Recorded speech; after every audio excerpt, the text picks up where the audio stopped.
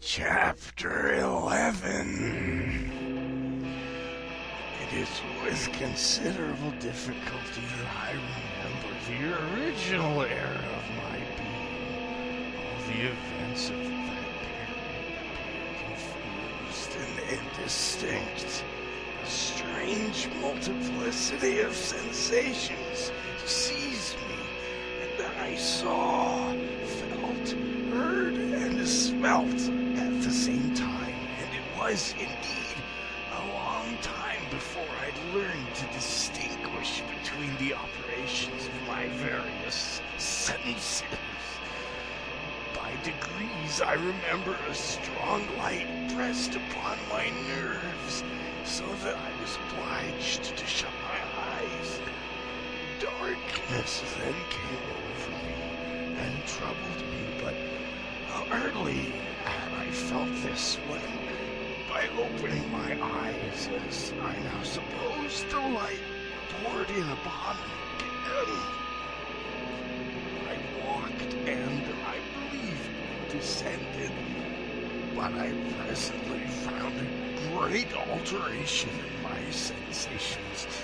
Before, dark and opaque bodies had surrounded me, impervious to my touch or sight, but I now found that I could wander on at liberty with no obstacles which I could not either surmount or avoid. The light became more and more oppressive to me, and the heat wearied me as I walked.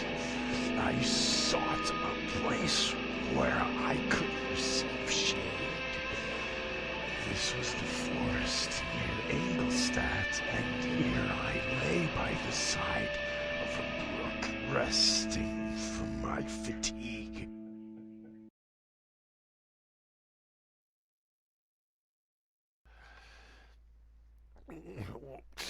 We are aboard Dora's corpse.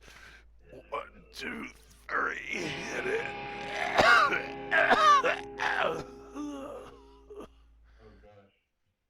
What was it? Was it Oklahoma City? Yep. We like to think that humans domesticated the dog. This is only partly true. Although the dog has been our partner for longer than any other species of animal, we did not actively domesticate it. Over 12,000 years ago, our ancestors in ancient founded Roman cities, local Asiatic social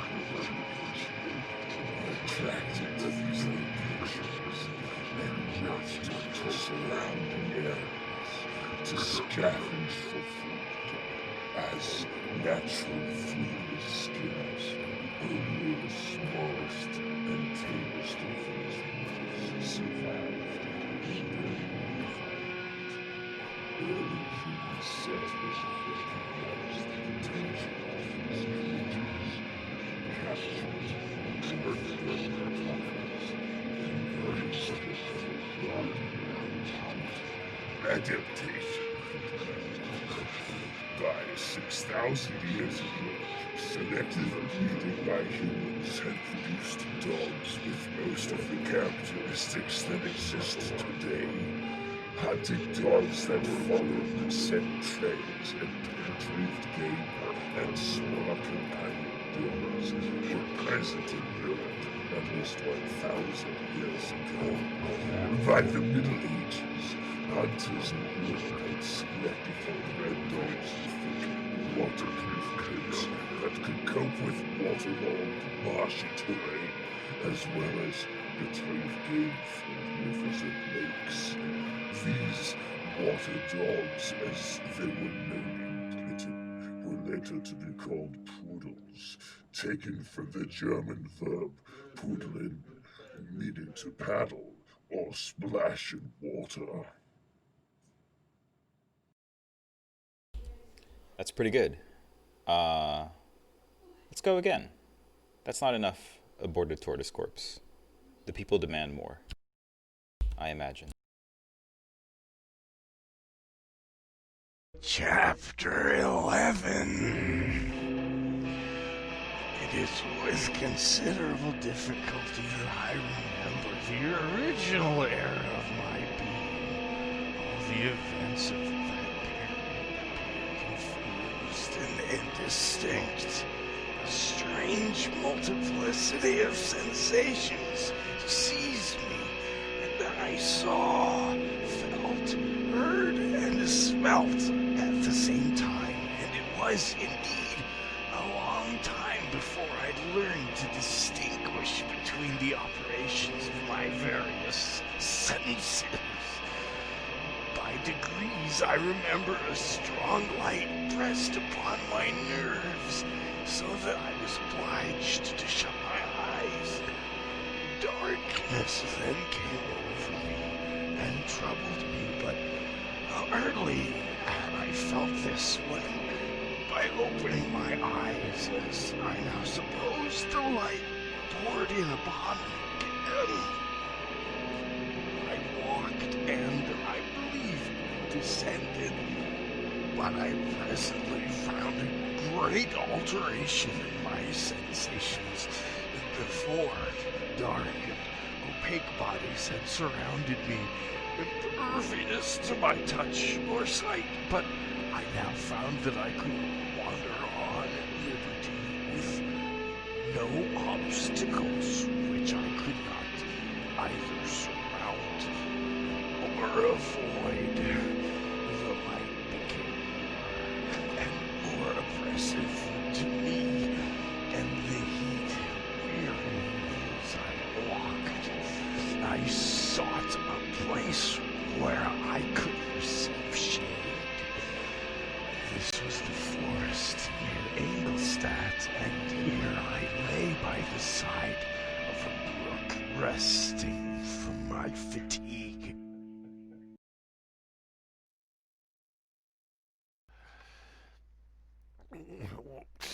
We are aboard Tortoise Corpse. 1, 2, 3, hit it. Oh gosh. What was it? Was it Oklahoma City? Yep.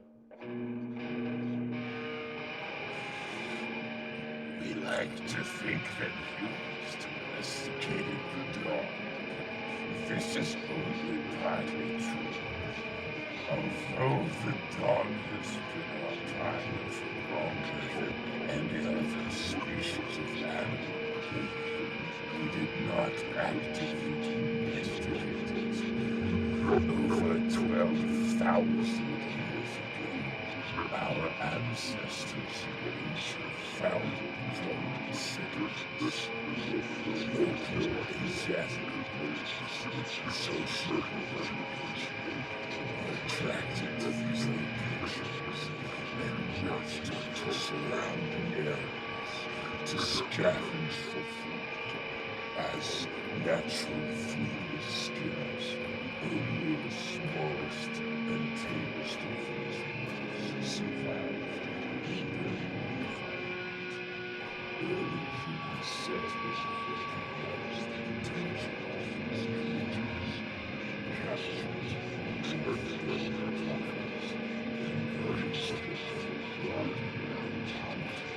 adaptation. By 6,000 years ago, selective breeding by humans had produced dogs with most of the characteristics that exist today. Hunting dogs that followed the scent trails and retrieved game and smaller companion dogs were present in Europe at least 1,000 years ago. By the Middle Ages, hunters could selectively bred dogs with thick, waterproof coats that could cope with waterlogged, marshy terrain, as well as retrieve game from rivers and lakes. These water dogs, as they were known in Britain, were later to be called poodles. taken from the German verb pudeln, meaning to paddle or splash in water.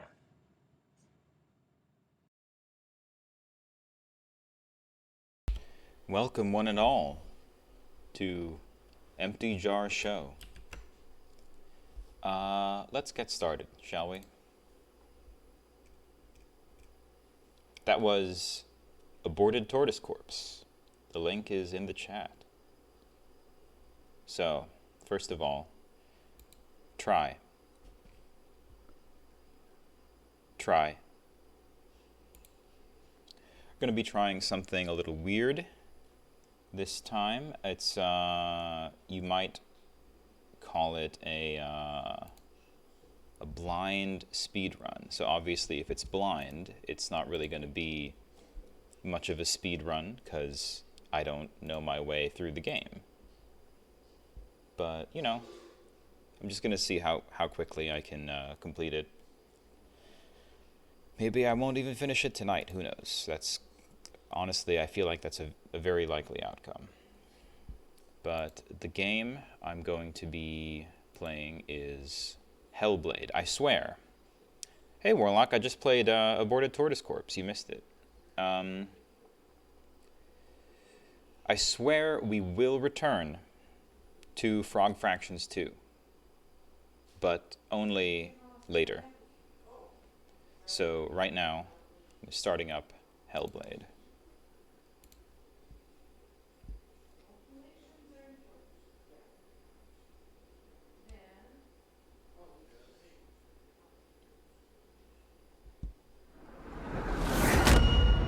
Okay.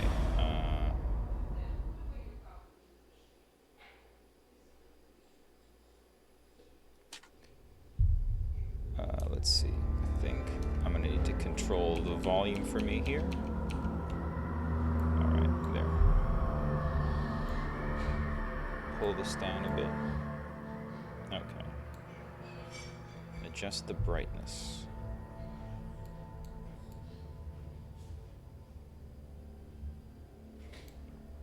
Okay. Okay, that looks good to me.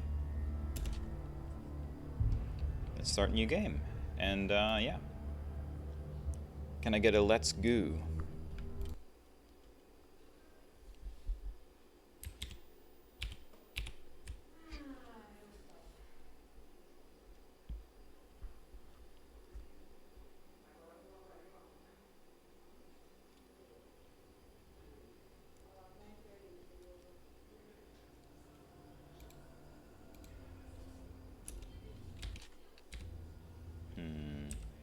How do I skip the cutscenes? Welcome.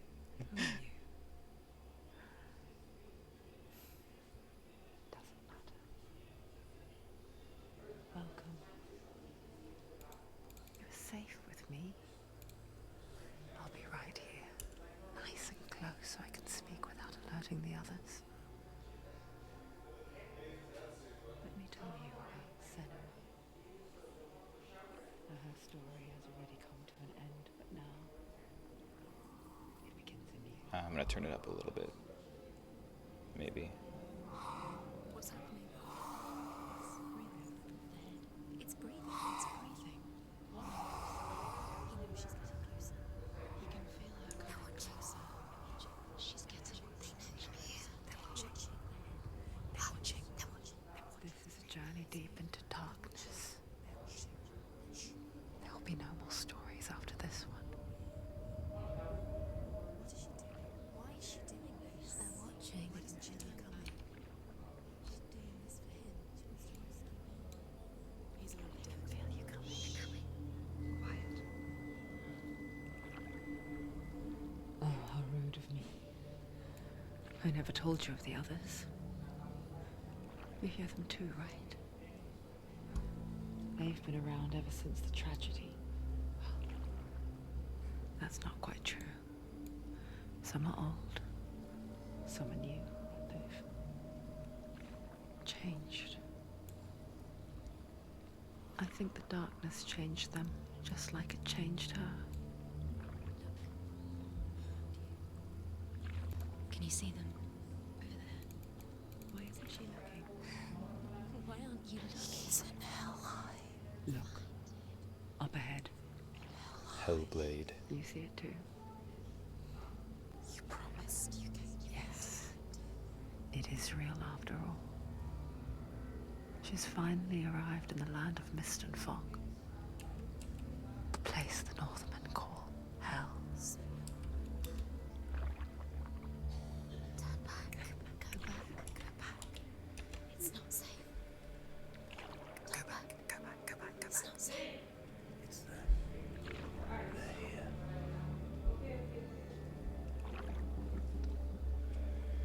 You see them?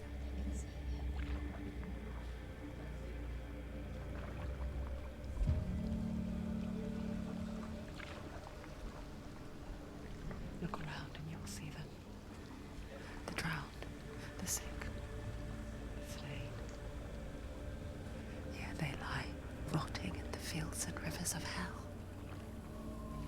But the dead don't always lie still here. This is not a place of rest. Can't do this. Go back. Go back. They're going to do that to you. Can you see them? Can you see them? They're going to do that to you.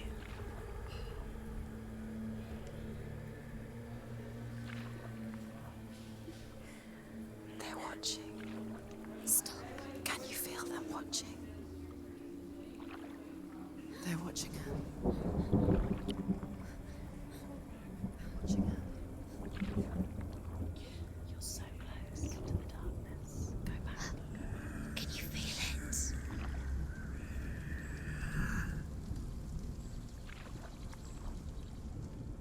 What is she thinking? I can tell you. She's afraid. Wouldn't you be? You'd think she would get used to it by now after so many years. But the darkness, it just builds onto itself, growing stronger, towering over her. You might try and ignore it, turn away. But it's always there, just out of sight, where you're most vulnerable. It's like it knows that just enough light is all you need to see its suffocating power.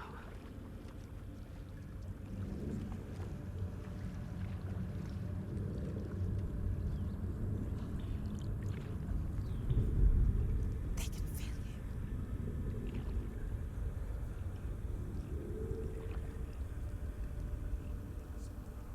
You might think she's brave to go on this journey on her own, but it isn't bravery that drives her.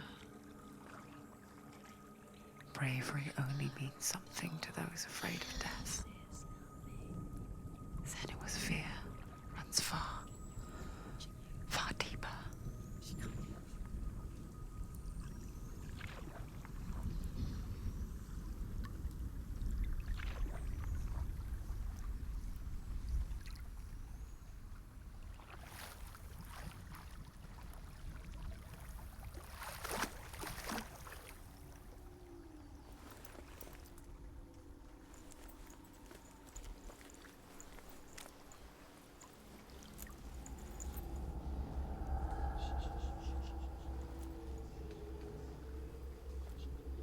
What is she looking at?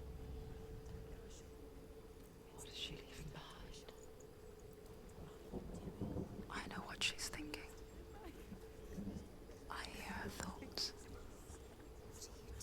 It's not too late to get into the boat and go back. No one will judge her. No one will ever know. Seems like it, Oh, yeah. she heard us. There's no going back.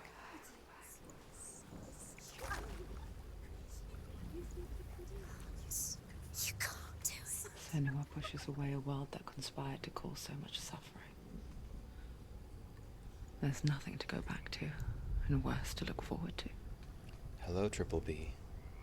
We're doing Why don't you Hellblade. join us? Maybe you too have a part to play in this story.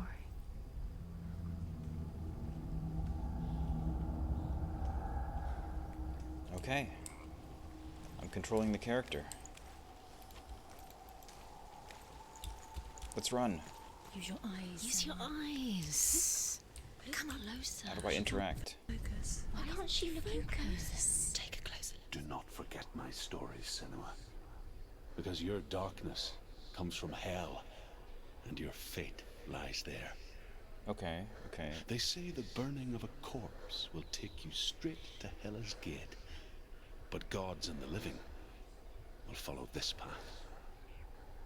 You must leave the Isles of Orkney across the eastern sea and find a road that leads north and down through deep, dark valleys.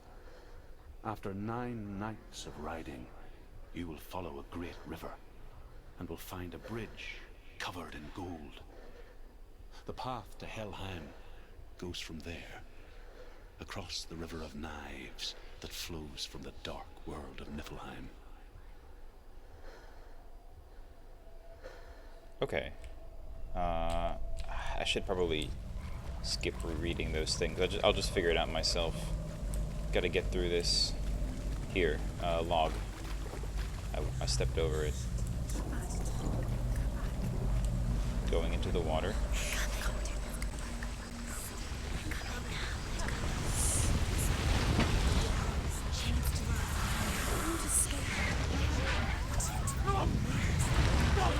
The darkness is coming. How do I get up? Yearns for life. Hungers for it. Like Can't a pack of interact with wolves on a anything. hunt. But she's not stopping.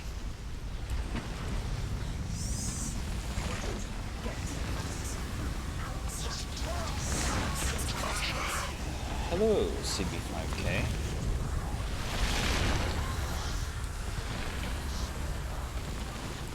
Not this time. Alright. Can you see it? The land of mist and fog. He's in there. The old fool was right. You see it? What was it he said? The river of knives across which lies the halls of hell. The place they call Helheim. He's lost. He's lost. Cool thing. Where are you? Cool head.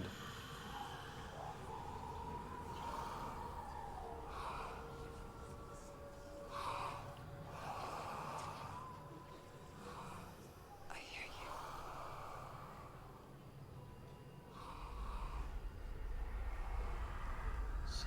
He's there, you know. There's no doubt about He's it. lost. The source of the darkness is in Helheim. And the goddess Hela holds his soul there.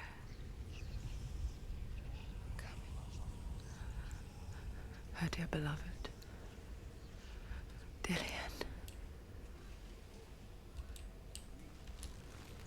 Let's go. Let's go. Why is she doing this? Why doesn't she turn back? She's doing this for him. She wants to rescue him. He's already dead. Let's go. His soul is in hell. The bridge to Helheim. I forget its name. She forgets too. But she does remember that only the dead may cross it. That part wasn't so easy to forget. The old fool said there was a hidden path up to it. Oh, okay. Let's see, shall we? Thanks for the hint, narrating voice in my head. Although then again, maybe as the player, I'm one of the voices in Senua's head too. How do I climb? Come on. Button. Buttons do something. Whoa, what button did I press? It was F or something? Alright. That's it. That's it. That's it. That's the way.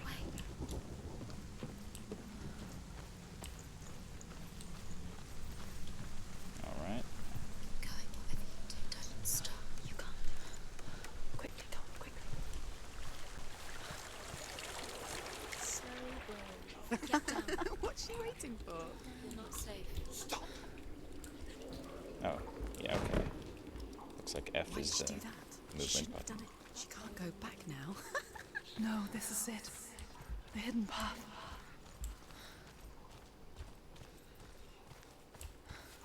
Okay, it's, we've got the letter M. It's not good for her. It's going to hurt you. It's dangerous.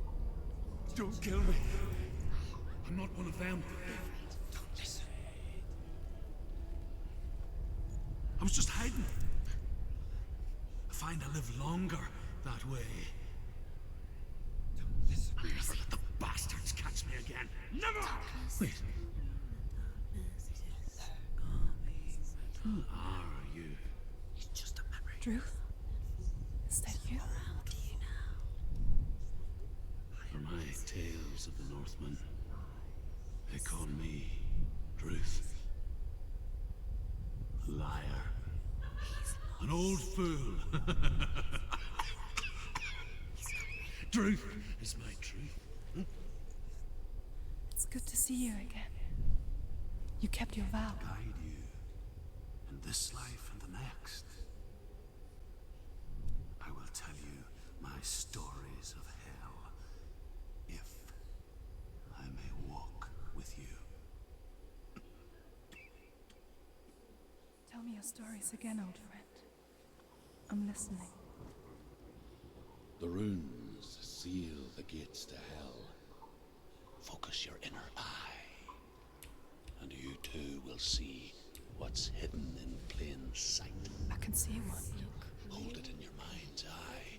Find one like it to open the gate. See what happens if you focus. Find one like it.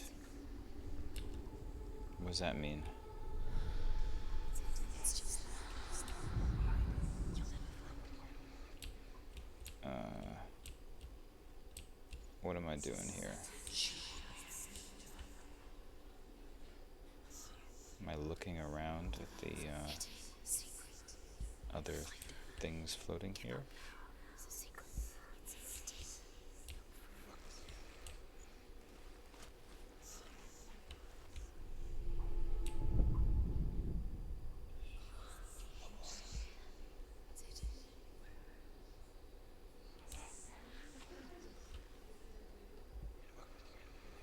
Should I look around somewhere nearby? Oh, hello.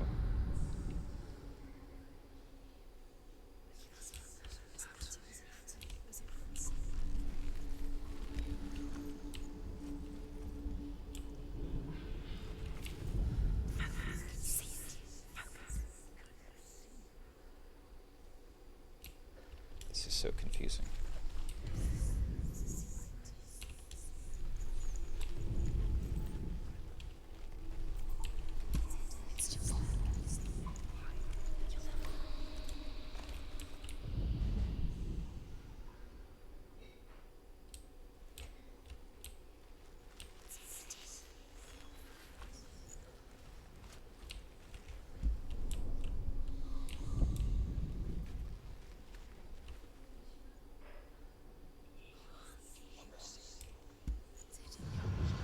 Oh, Look towards the gate.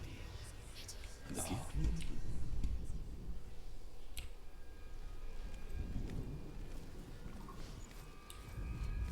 so I was looking for the shadow there. That makes sense. The gate is open. Go through the gate. Go through it. It's dangerous. Follow it. What's behind the gate? Where will it take you? It's not safe. Alright, gotta press F. Alright. Figuring this out. I spent 6 years enslaved in hell. But I watched the Northmen. Learned their ways. I know you did. You listen when everyone else laughed. My people paid a heavy price. Carry my stories with you, and together we will make the Northmen Yeah, we're going into feel our Helheim. fury.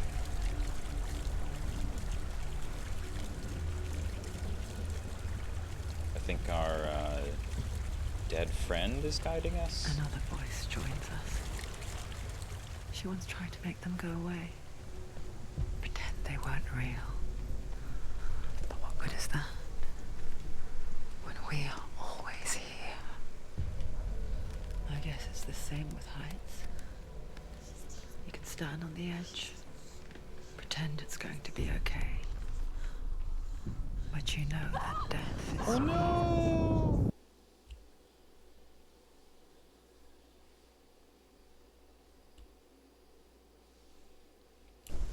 Okay. I guess I should do something differently then. She's so scared.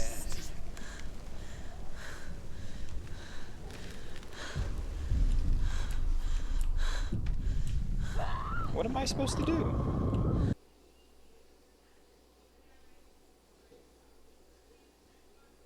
Should I take a look at the controls for this game?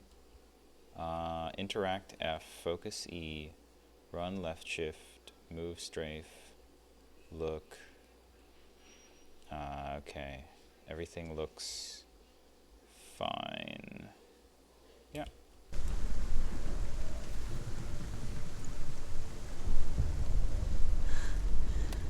Don't fall. Don't fall. Don't fall.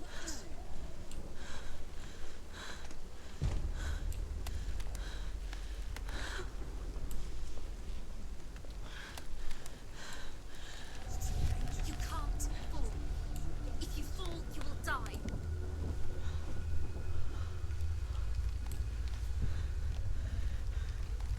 Okay.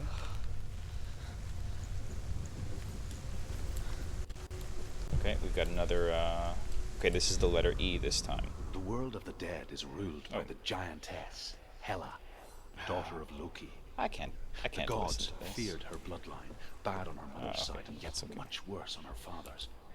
So, as a child, the All-Father Obviously cast her down down into Helheim and gave her power over those who die of sickness, age, hardship, and self-slaughter. In all of the 9 worlds, only Hela can resurrect the dead. To Hela, your Dillion was sacrificed, and with her you must bargain.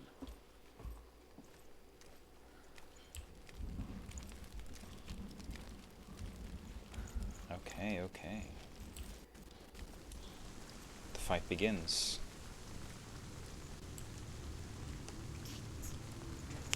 Stay back. Look at it. You have to open it. The gate to Helheim divides the living from the dead. Is that the face of Hela herself?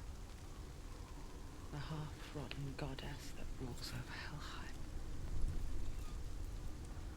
Whatever horrors lie behind that door, she must find him. Shh. Someone's here.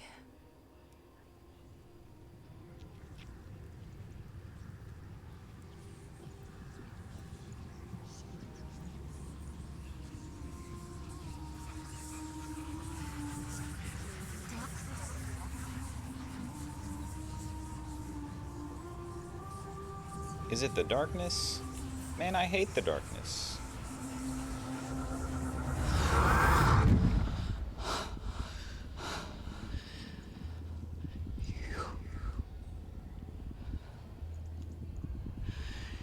You took him from me. I beg you. Let him go. I'll give you what you want. I won't resist anymore. Just give him back.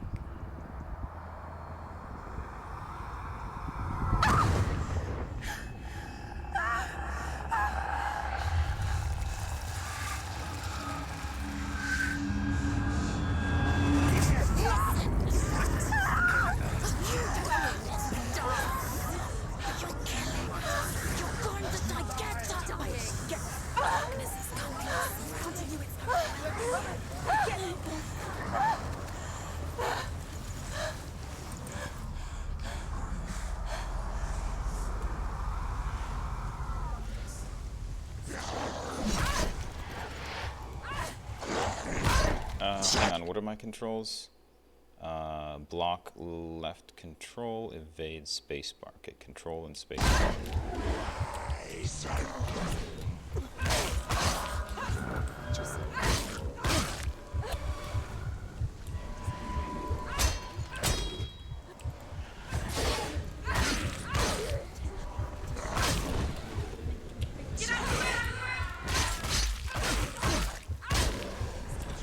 Down. You fools, you're no match for me. I am... Oops, okay, right.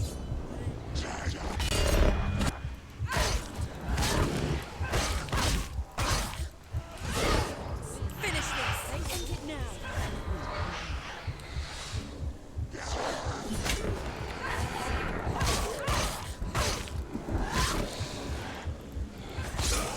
You won it!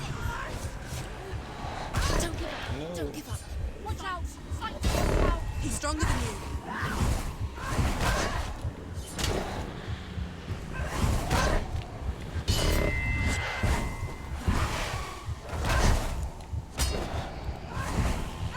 Surprise him!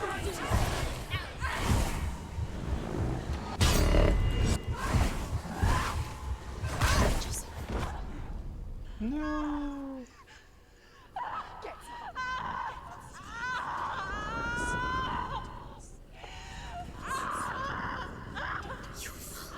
Don't give up! Don't! You did this!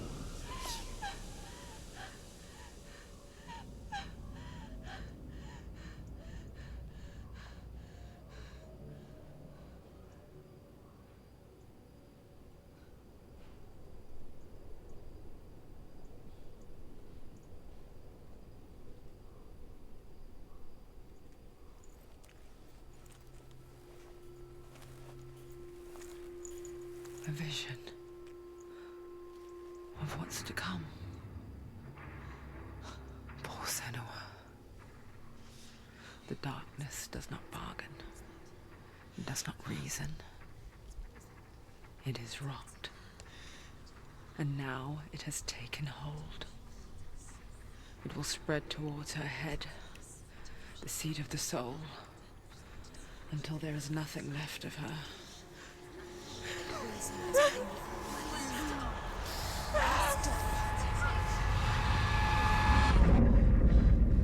All of her suffering will have been for nothing. It's just a matter of time.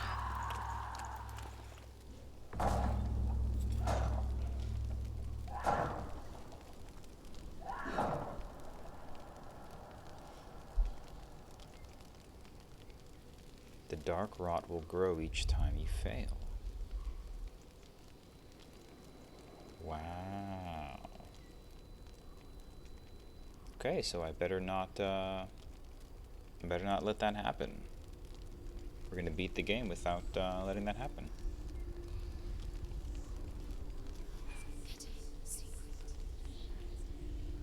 The hardest battles are fought in the mind. That is what Dillian taught her. With every defeat, the dark rot will grow and soon it will take her soul.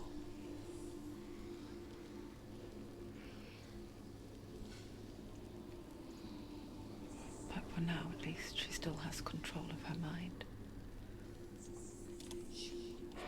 And she will fulfill her vow, whatever the cost. Where does she keep that head? Right there? Yeah. Listen to me, Senua. The goddess Hela lies behind the gate to Helheim. To open the gate, you must first face the gods that guard it. The god of fire, Surt, and the god of illusion, Valravan. Okay. Spill their blood to open the gate to Helheim and enter the land of the dead. Let's do them. Those guys are going down. It won't open. How will she get through? Why won't it open? Why can't she open it? She needs to challenge the gods. She has to fight two gods first. Two gods? Two gates. Sort. The fire giant has answered. He comes from a land older than mankind, Choose a gate, Senua. and the Northmen call upon his flaming sword to raise their enemies to the ground. Find him, Senua, and spill his blood. Okay. I can do it. She found the wretched old fool on her way back from the wilds. An outcast. He was badly burnt all over. She took pity on him, for he was not long for this world. Like her, who spoke of his own darkness. The Northmen. Okay. Oh, Scared, shit. not scared. No one.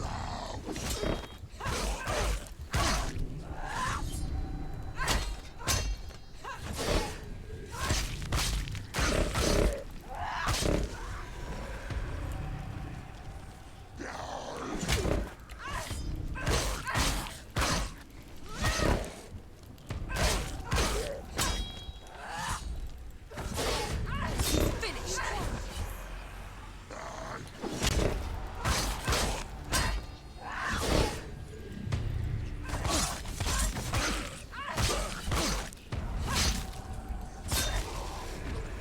Take him down, take him down.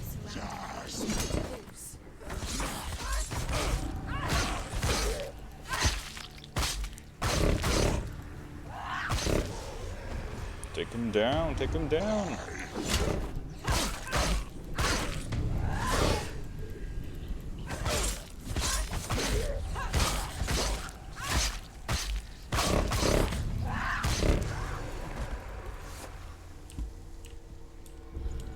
Gotta take him down. Okay, we got some runes. The letters, I don't know, H and Y or something. A sweet, sickly stench of burning human flesh. Okay, we gotta find this shit. And I still hear their cries carried in the wind. No. Do you hear them too, Senua? Yes, I heard their screams, and I still hear them now.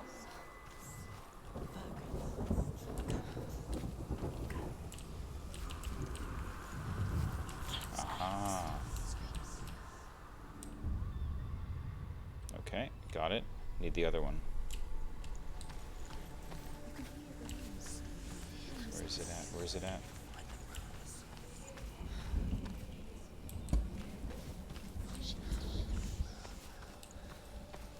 This is Hellblade. Senua's sacrifice. We've got... Is it here? No, that doesn't look right.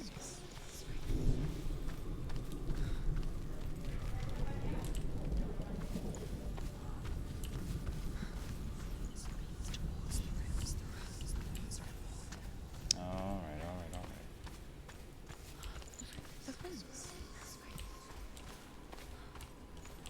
It's not... Probably not all the way back there.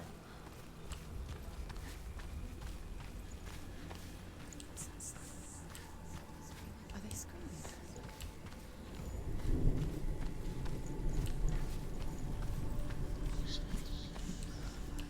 Okay, have I checked out this yet?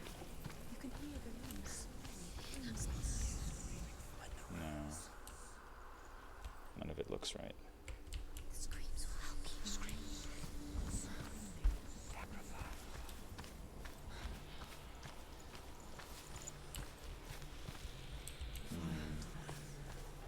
Wasting a lot of time here. Oh, okay, we found the zone. Where is it? Follow the screams. No. Got it. The path to Helheim is sealed to the living, but you already walk amongst the dead. Look towards the gate, and you will will see that it has opened.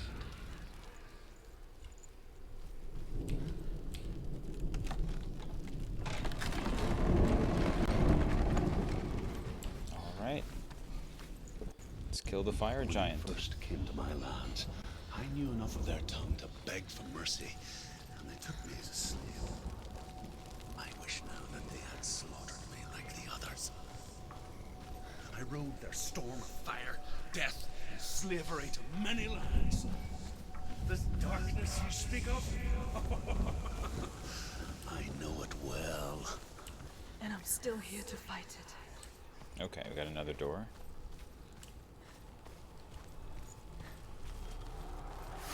And some more assholes.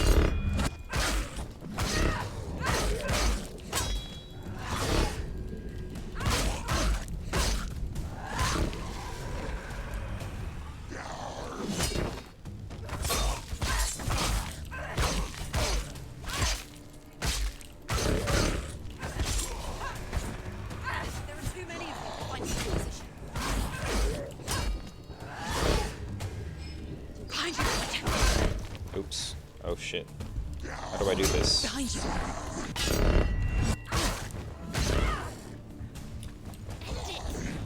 End it now. This is near the end.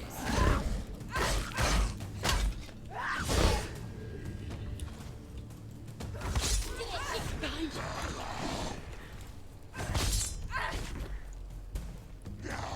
Oh shit. Ah, We're shit. winning. Okay. Careful.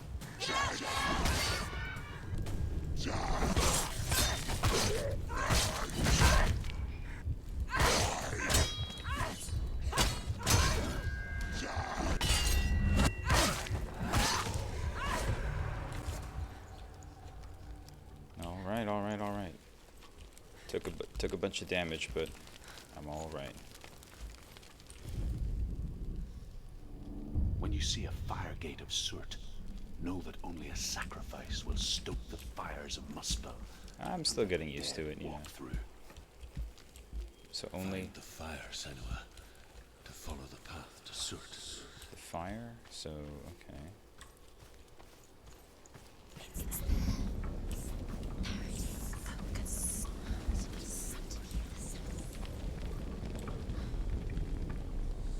Yeah.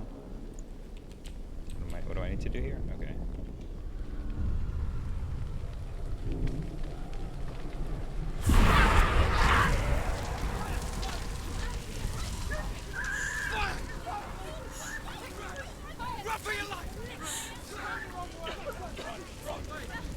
Okay.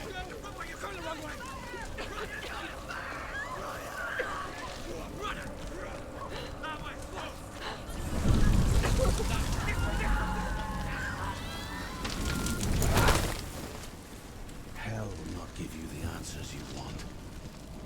But you mustn't look away from the horrors it does offer. Because you cannot overcome suffering if you refuse to look at it.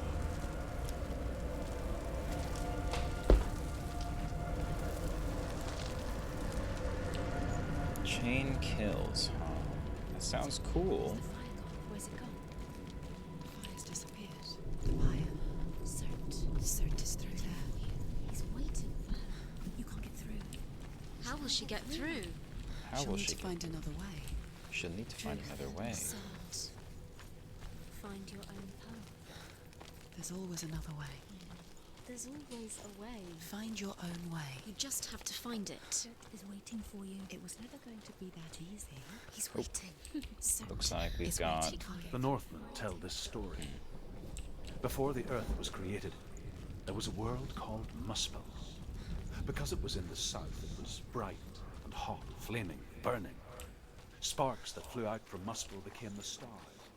Other sparks melted ice in the frozen world. Oh. What, I can't hear the thing anymore? Whatever. Fire giants. It's too People far. from elsewhere cannot endure a journey there. She needs to remember the way back. Everything will burn. Concentrate on where you're going. She needs to remember the path. Everything will burn. Then how will she find the way back? She won't. She won't be able to tell. The Northmen say that the defender of Muspel is called Surt, the foremost of the fire giants. His name means the Black One, because he is like something burnt. The Northmen believe that he sits at the border of Muspel with his flaming sword, and at the end of the world he will leave his post. Okay, okay.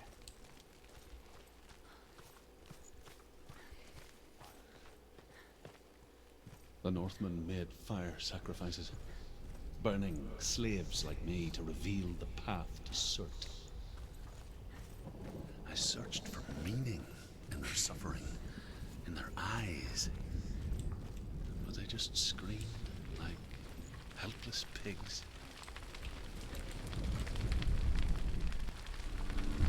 Alright, fire vision time.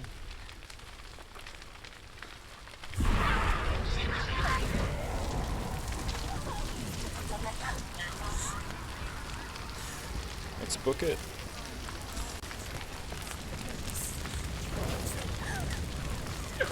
I saw a way down before. Here. Oh no, I'm dying. I died. Yeah, that should, yeah, that should have been obvious.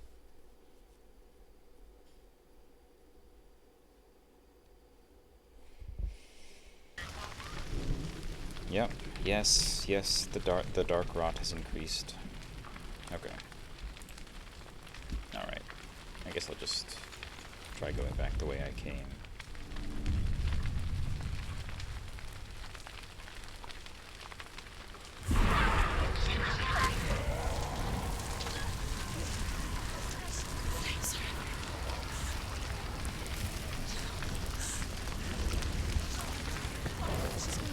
Oh, right. Okay, yeah, this is what I was looking for. Okay.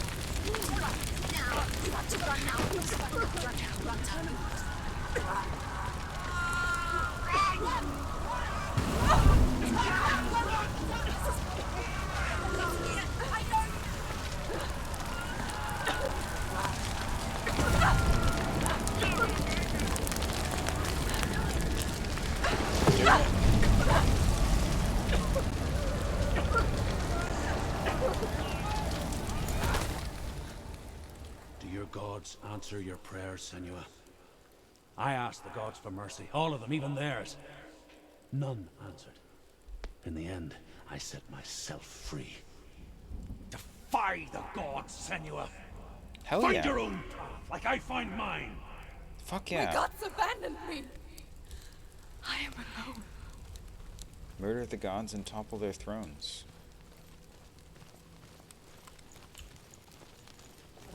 Okay, okay. Do we have to find another fire vision?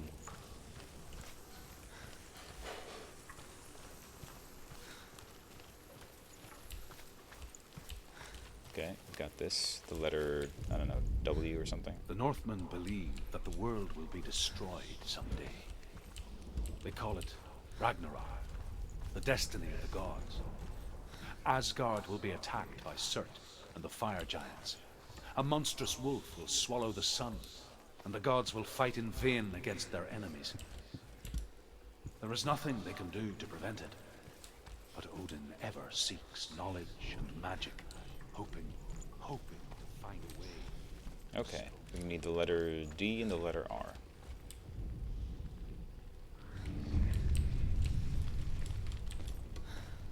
The Northmen of Hell worship the Devourers, insatiable gods of darkness. I come from Erin, Senua. What is this? Where I once followed my own gods. Runic Sesame Street? Why did you abandon your gods? Senua, I was a man of knowledge, not a warrior. To survive, I did things. Bad things. Like you, Senua.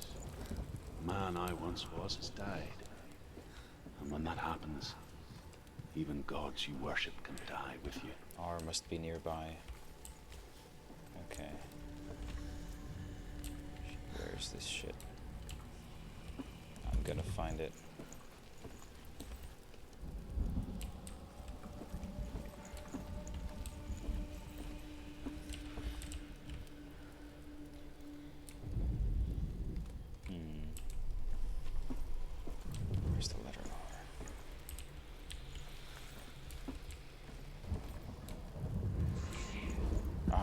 Ah. Okay. Now we need the other one. Very good.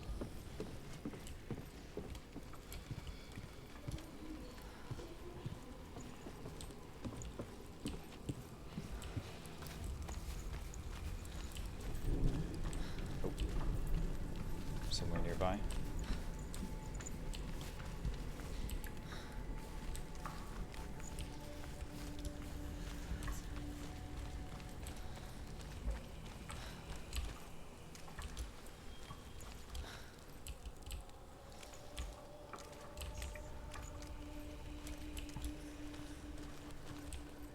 Oh, hello.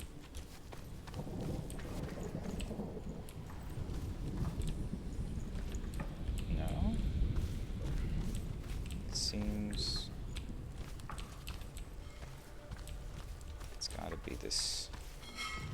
Ah, here we are.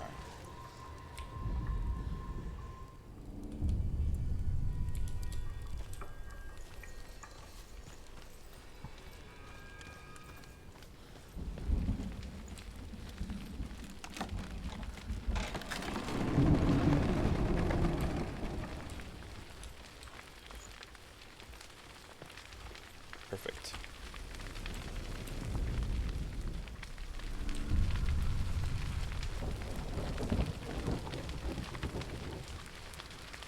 It's like they say, fight fire with fire. Or something. She's going to die. She's to run now. You have to run now. Please run now. Run now. Run. Turn around. Where the hell am I going? There's all this fire. Fuck.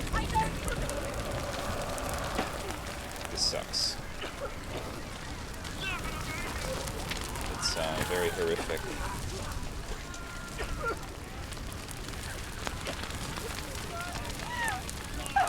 I'm dying. Yeah, that was dumb.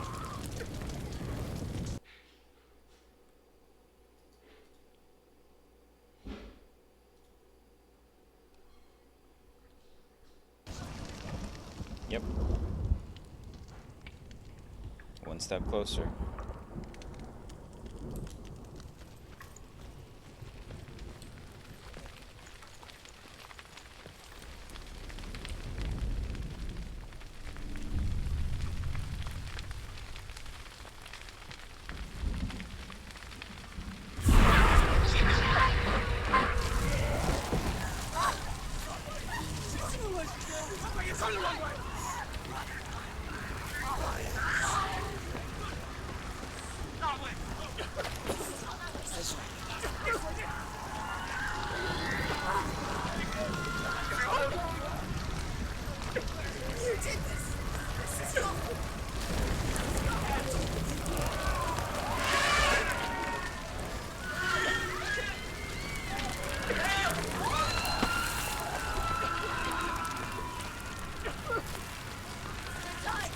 Where am I supposed to go?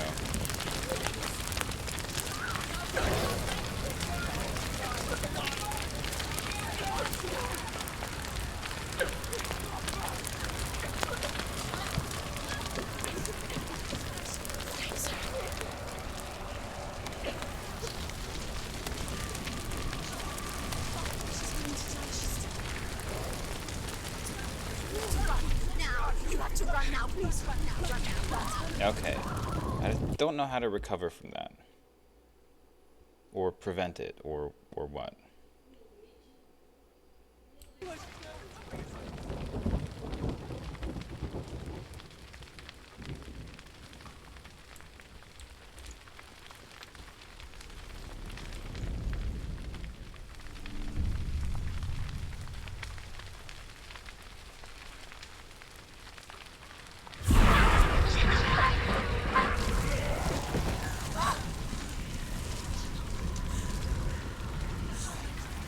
She's going to die. She's to run now. You have to run now. Please run now. Run now. Run. Turn around.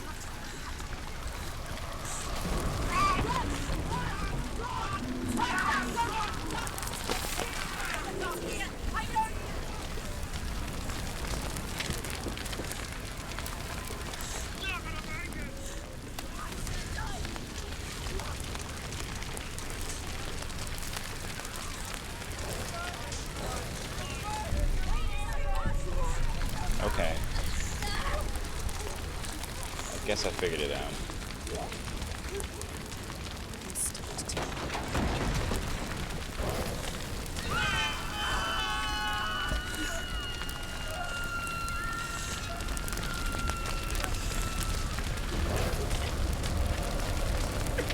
What? Oh, come on.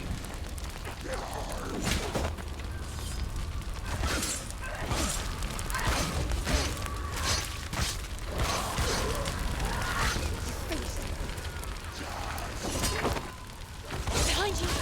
Oh shit. He's down! Finish it! Finish it!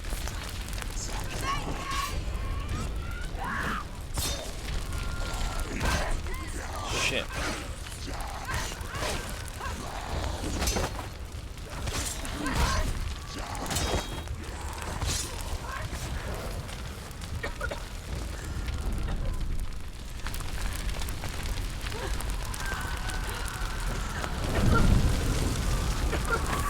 This is Hellblade.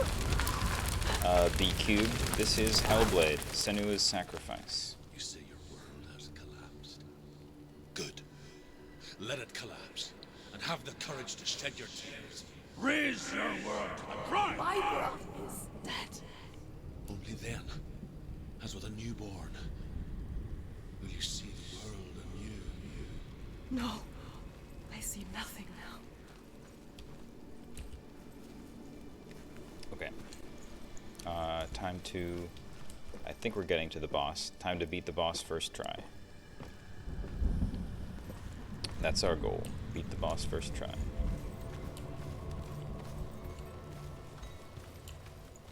Oh. First week... Okay, no, this is the letter W, I think. And some other letters. Yeah. I've got the letter N, the letter W, and the letter Thorn. Tell me truth. How did you escape your darkness? Senua, once I found my purpose, I was no longer enslaved to the suffering I had to endure to reach it. Okay. Unclouded by fear, I could see it clearly in others. Even my captors feared the fire of search. Man. When am I gonna get to the boss? During one raid, I took my chance and ran, knowing that they would not follow. The fool ran into the fire. It's time for Thorn. They left me for dead. Maybe they were right to. But here I am. Free. I'm glad I found you in the wilds. I wouldn't have made it without you. Let's find it.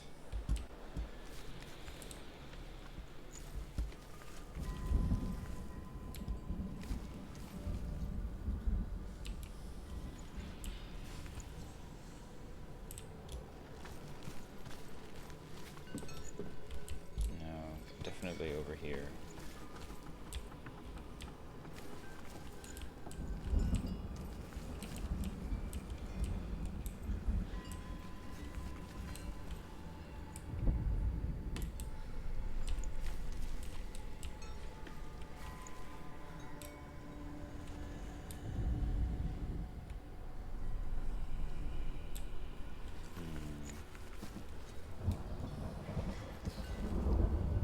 Why can't I see it?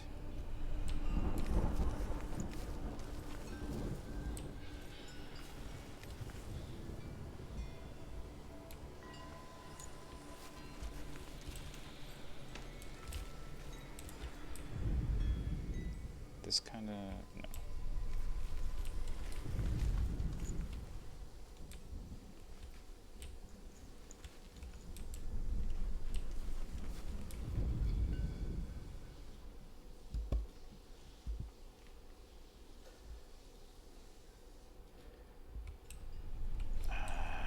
Wait, there it is. Found it. Got it.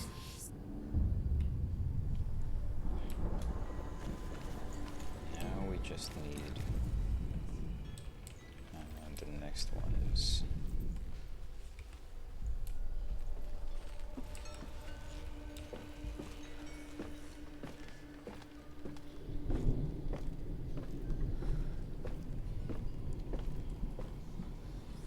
Where could they be?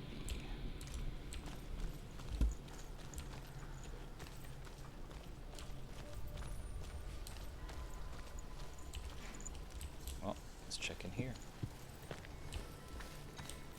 This looks right.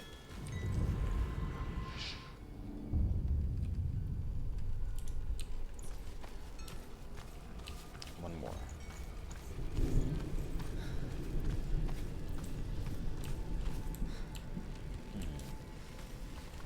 This is like the opposite.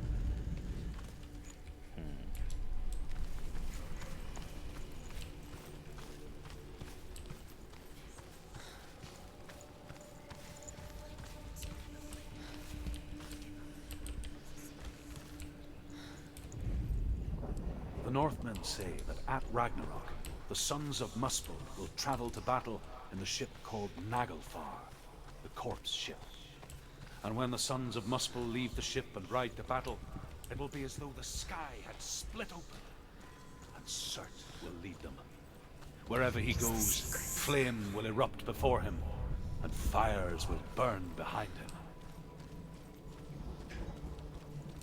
Right, this is the door I couldn't open. Must be a one-way door. Sorry. Yeah, there we go.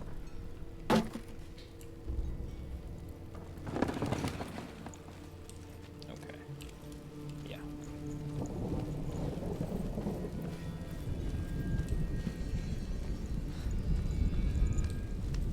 When do I get to fight the boss? Senua, if I can survive the fire of Surt and escape my darkness, then so can you.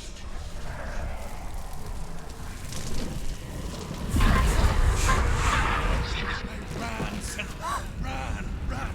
Through the fire! Keep running! Go on! Nothing will stop you! Run, Senua! Run! Run! Run! Run, Senua! Through the fire!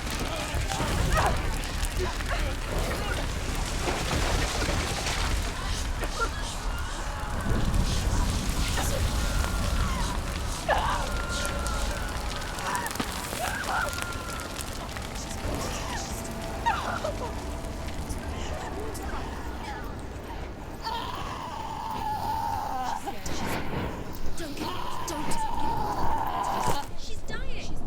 It's empty. It's empty.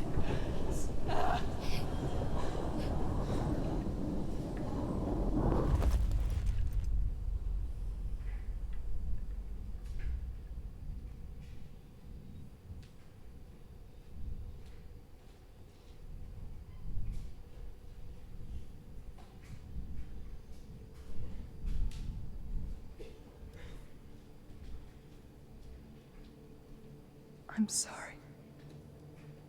I'm so sorry.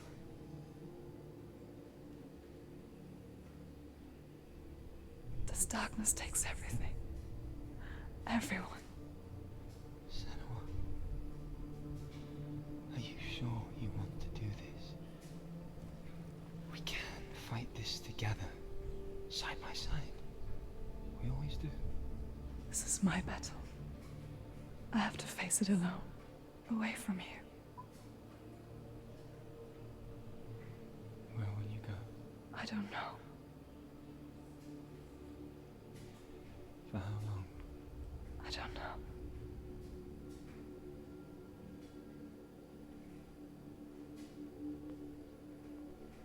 I believe in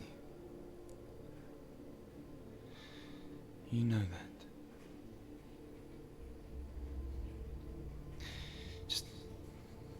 Just promise me that you will come back to me. I want you to say it. I want you to say it.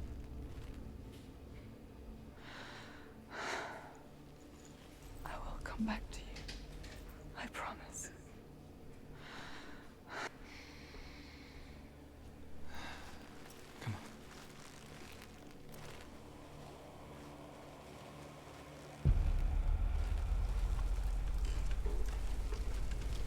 spill the blood of certain.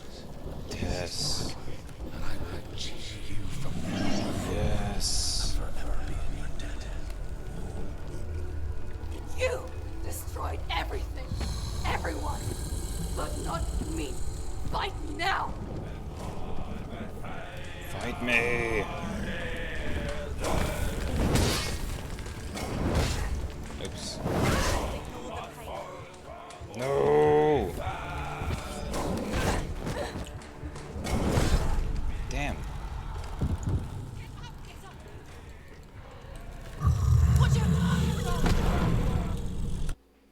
Damn it. I was supposed to do that first try. Alright, alright. Okay.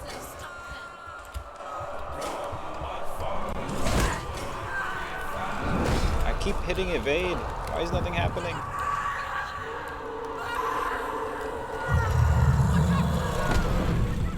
What was that?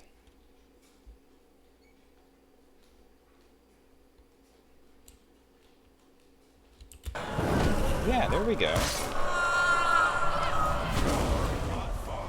Shit. Man.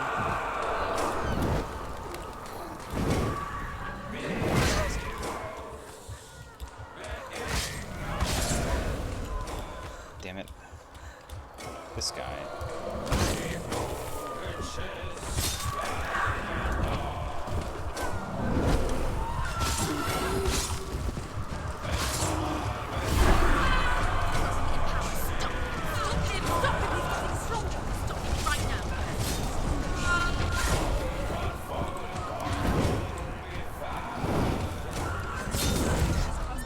Damn it.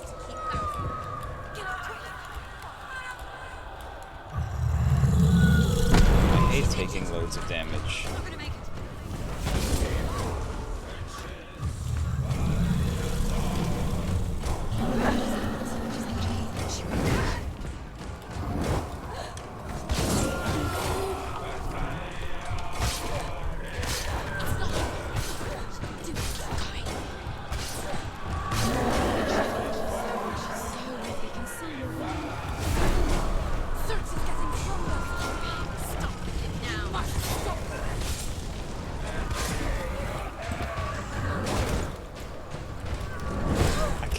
I hit evade. Why does it...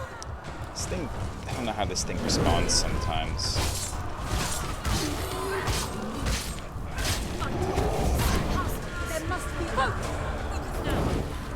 Oh, focus?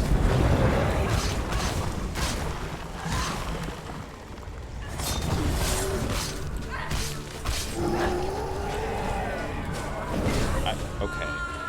Why does it... I just don't understand this combat very well.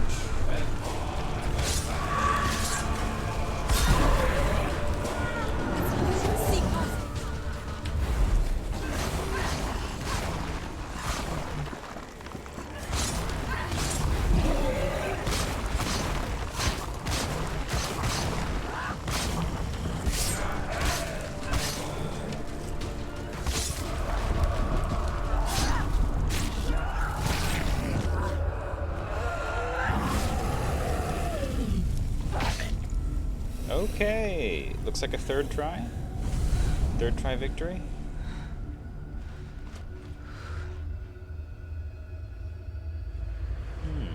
God extinguished.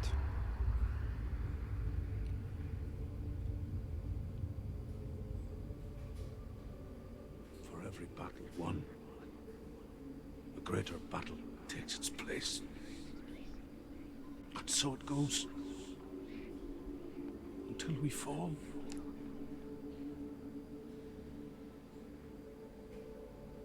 And in the end, we all fall. Even the gods have their time. Yet we still go on. Why? I made a promise, and I will go to hell to keep it. I die free, knowing you will carry my stories with you.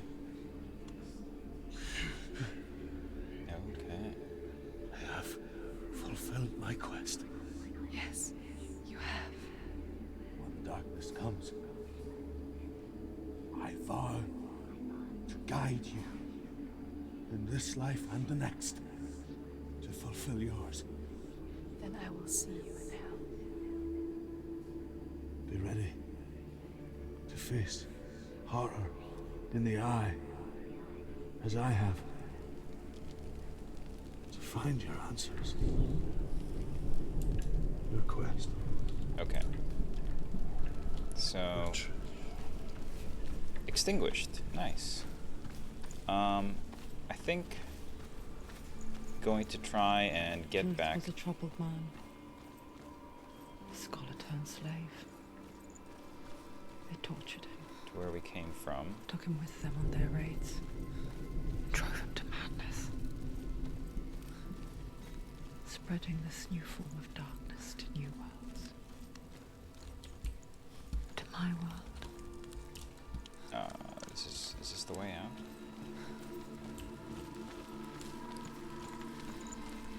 Senua saw a deep connection form between the Northmen and the darkness.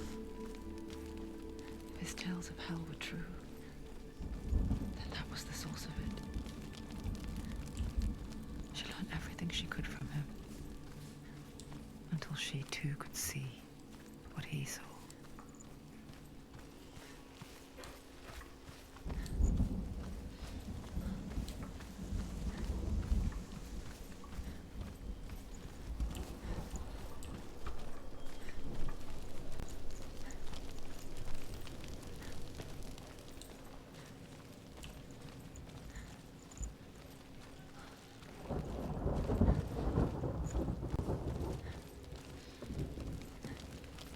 Have you ever died before? It's a serious question. When the illusion of self is shattered, you simply cease to be. Though it may not seem that way to others, you know when it is true. You can feel it. A stranger in your own body. An imposter. And nothing is the same ever again. Senua has died before, and she will do so again. You can be sure of that.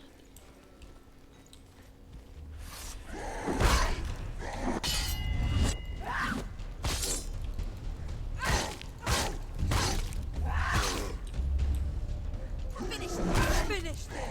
Leave. Go.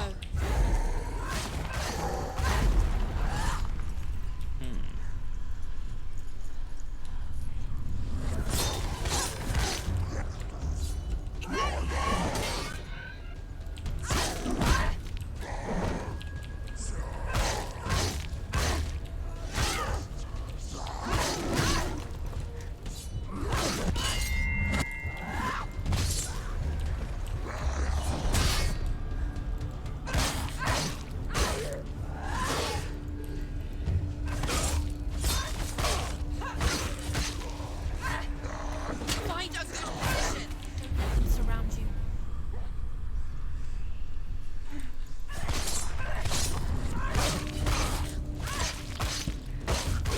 It's nearly over. Finish it. Behind you.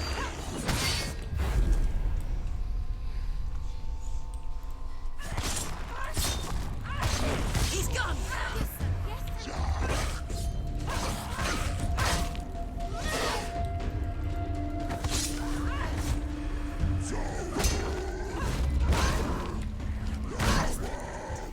Yes, sir.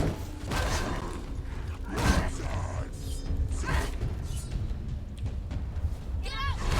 Too strong.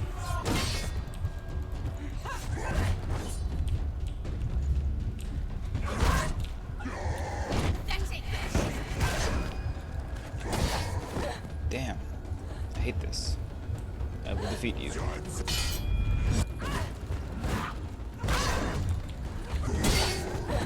Damn it. This guy. Can't do it. They're too strong. Get up. She's got to die. Watch out!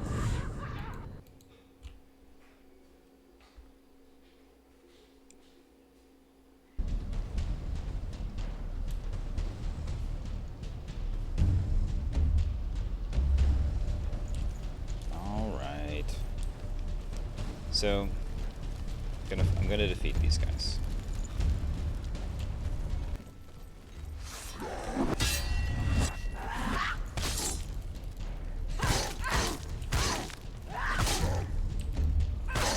Do it. You're close.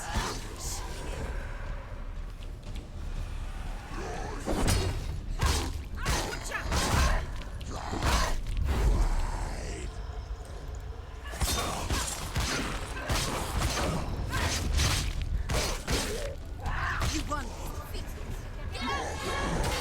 Oh. We're winning.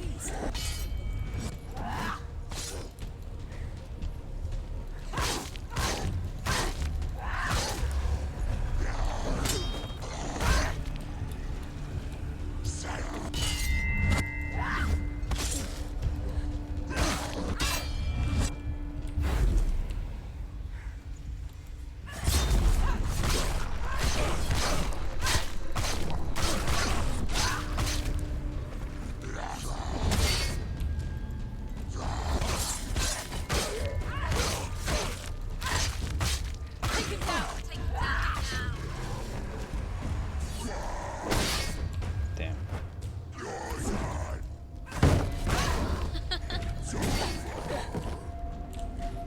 This shield guy.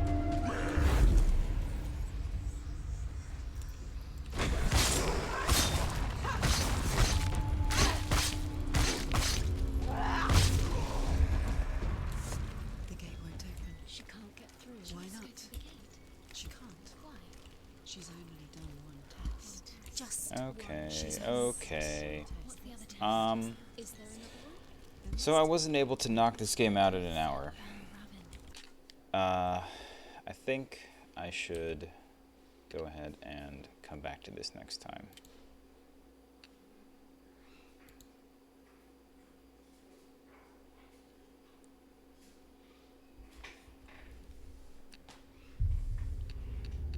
Alas.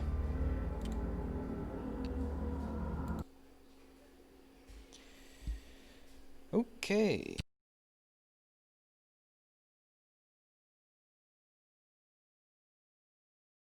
So that was Hellblade, Senua's Sacrifice. And before we move on, I've got a message from our sponsors, the Empty Jar. Empty Jar Show is brought to you by the sound of the following chime.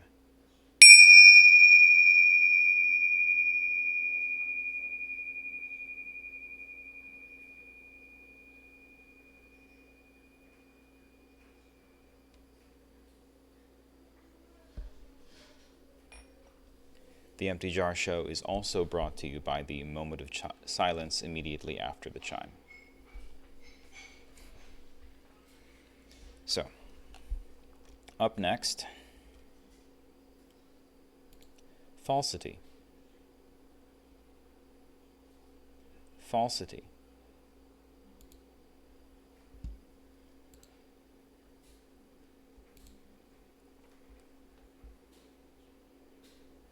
Da, da, da, da, da.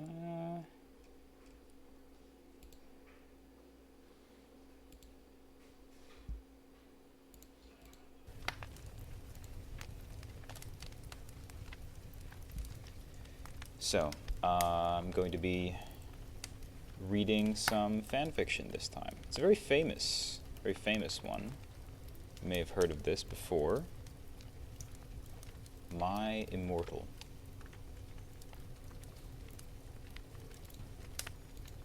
So okay, here's... How am I going to... I think I should probably turn the fire down a little bit. The sound is loud. How am I going to be handling this? Because there's a lot of weird stuff about how things are spelled and stuff like that. I guess I'm just going to try to pronounce it as best I can the way that it's written. So, yeah. Without further ado, yeah, let's just go for it. My Immortal, Chapter 1. A.N. Okay, I'm pretty sure that means author's note. Special thanks, get it, 'cause I'm Gothic, to my GF, ew, not in that way, Raven, Bloody Tears 666, for helping me with the story and spelling. You rock. Justin, you're the love of my depressing life. You rock too. MCR rocks. Well, that's all we need to know.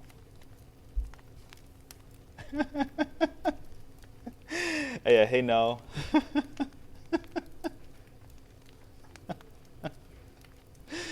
Hi, my name is Ebony Darkness Dementia Raven Way, and I have long ebony black hair, that's how I got my name, with purple streaks and red tips that reaches my mid-back, and icy blue eyes like limpid tears, and a lot of people tell me I look like Amy Lee. A.N., if you don't know who she is, get the hell out of here. I'm not related to Gerard Way, but I wish I was because he's a major fucking hottie. I'm a vampire, but my teeth are straight and white. I have pale white skin.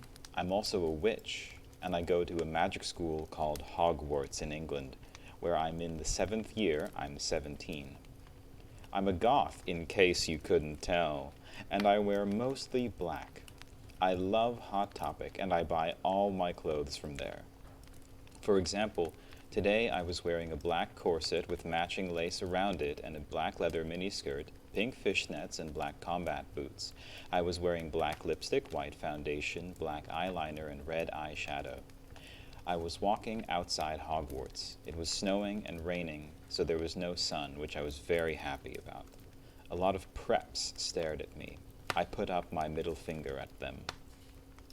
"Hey, Ebony," shouted a voice. I looked up. It was Draco Malfoy. "What's up, Draco?" I asked. "Nothing," he said shyly. But then I heard my friends call me, and I had to go away.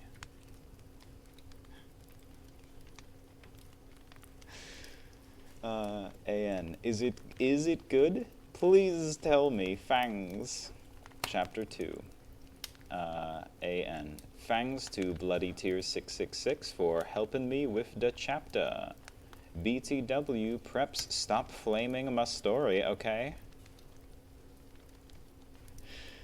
The next day, I woke up in my bedroom. It was snowing and raining again. I opened the door of my coffin and drank some blood from a bottle I had. My coffin was black ebony, and inside it was hot pink velvet with black lace on the ends. I got out of my coffin and took of my giant MCR t-shirt, which I used for pajamas. Instead, I put on a black leather dress, a pentagram necklace, combat boots, and black fishnets on. I put on 4 pairs of earrings in my pierced ears and put my hair in a kind of messy bun. My friend, Willow, A.N., Raven, this is you, woke up then and grinned at me. She flipped her long waist-length raven black hair with pink streaks and opened her forest green eyes. She put on her Marilyn Manson t-shirt with the black mini, fishnets, and pointy high-heeled boots. We put on our makeup, black lipstick, white foundation, and black eyeliner. "OMFG, I saw you talking to Draco Malfoy yesterday," she said excitedly. "Yeah, so?" I said, blushing. "Do you like Draco?" she asked as we went out of the Slytherin common room and into the Great Hall. "No, I so fucking don't," I shouted. "Yeah, right," she exclaimed. Just then, Draco walked up to me. "Hi," he said. "Hi," I replied flirtily. "Guess what?" he said. "What?" I asked. "Well, Good Charlotte are having a concert in Hogsmeade," he told me. "Oh my fucking God!" I screamed. I love GC. They are my favorite band besides MCR. "Well, do you want to go with me?" he asked. I gasped.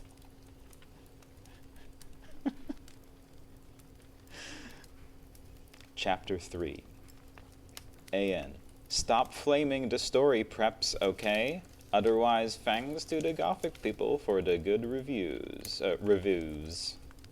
Fangs again, Raven. Oh yeah, BTW, I don't own this or the lyrics for Good Charlotte. Or Charlotte. It's hard not to like autocorrect some things like as I'm reading this. I wanna you know, read it as it's written. That is what I'm trying to do here.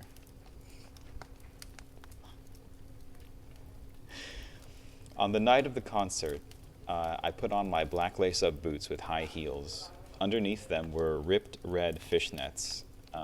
Then I put on a black leather mini dress with all this corset stuff on the back and front. I put on matching fishnet on my arms. I straightened my hair and made it look all spiky. I felt a little depressed then, so I slit one of my wrists. Oh God, content warning, I guess, everybody, jeez. But it's so unserious. You can't take it seriously at all. I read a depressing book while I waited for it to stop bleeding, and I listened to some GC. I painted my nails black and put on tons of black eyeliner. Then I put on some black lipstick. I didn't put on foundation because I was pale anyway. I drank some human blood, so I was ready to go to the concert. I went outside. Draco was waiting there in front of his flying car. He was wearing a Simple Plan t-shirt. They would play at the show too. Baggy black skater pants, black nail polish, and a little eyeliner. A.N. A lot for cool boys, were it okay? Hi, Draco, I said in a depressed voice. Hi, Ebony, he said back. We walked into his flying black Mercedes-Benz. The license plate said 666, and flew to the place with the concert. On the way, we listened excitedly to Good Charlotte and Marilyn Manson. We both smoked cigarettes and drugs. When we got there, we both hopped out of the car. We went to the mosh pit at the front of the stage and jumped up and down as we listened to Good Charlotte. You come in cold. I'm not going to sing this. You come in cold. You're covered in blood. They're all so happy you've arrived. The doctor cuts your cord, hands you to your mom. She sets you free into this life, sang Joel. I don't own the lyrics to that song. Joel is so fucking hot, I said to Draco, pointing to him as he sung, filling the club with his amazing voice. Suddenly, Draco looked sad. What's wrong? I asked as we moshed to the music. Then I caught on. Hey, it's okay. I don't like him better than you, I said. Really? Asked Draco sensitively as he put his arm around me, all protective. Really, I said. Besides, I don't even know Joel, and he's going out with Hillary fucking Duff. I fucking hate that little bitch, I said disgustedly, thinking of her ugly blonde face. The night went on really well, and I had a great time. So did Draco. After the concert, we drank some beer and asked Benji and Joel for their autographs and photos with them. We got GC concert tees. Draco and I crawled back into the Mercedes-Benz, but Draco didn't go back into Hogwarts. Instead, he drove the car into the Forbidden Forest.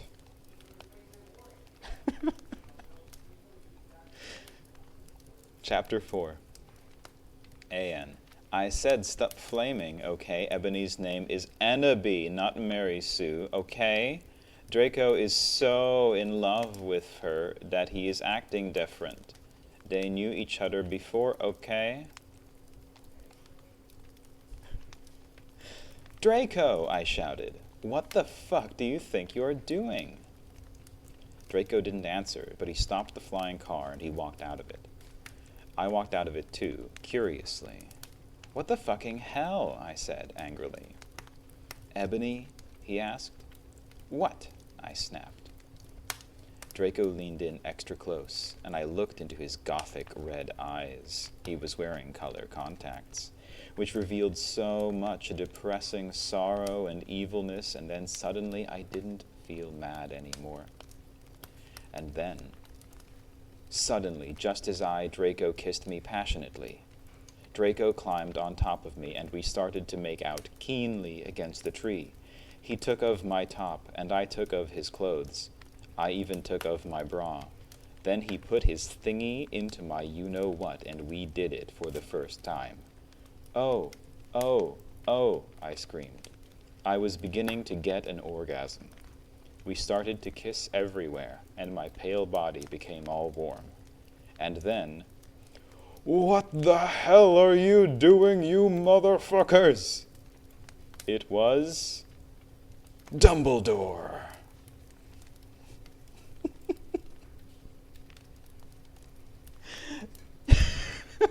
That was hard to read with a straight face. Chapter 5. A.N. Stop flaming. If you phlegm, it means you're a prep or a poser. The only reason Dumbledore swore is 'cause he had a headache, okay? And on top of that, he was mad at them for having sex. P.S. I'm not updating until I get 5 good reviews.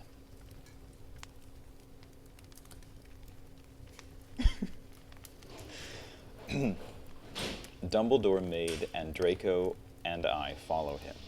He kept shouting at us angrily. "You ludicrous fools!" he shouted. I started to cry tears of blood down my pallid face. Draco comforted me. When we went back to the castle, Dumbledore took us to Professor Snape and Professor McGonagall, who were both looking very angry. "They were having sexual intercourse in the Forbidden Forest," he yelled in a furious voice. "Why did you do such a thing, you mediocre dunces?" asked Professor McGonagall. "How dare you?" demanded Professor Snape. And then Draco shrieked, "Because I love her!" Everyone was quiet. Dumbledore and Professor McGonagall still looked mad, but Professor Snape said, "Fine, very well. You may go up to your rooms." Draco and I went upstairs while the teachers glared at us. "Are you okay, Ebony?" Draco asked me gently. "Yeah, I guess," I lied. I went to the girls' dorm and brushed my teeth and my hair and changed into a low-cut black floor-length dress with red lace all around it and black high heels. When I came out, Draco was standing in front of the bathroom and he started to sing "I Just Want to Live" by Good Charlotte. I was so flattered, even though he wasn't supposed to be there. We hugged and kissed. After that, we said goodnight, and he reluctantly went back into his room. Chapter 6. Shut up, preps, okay? P.S. I will not update until you give me good revos.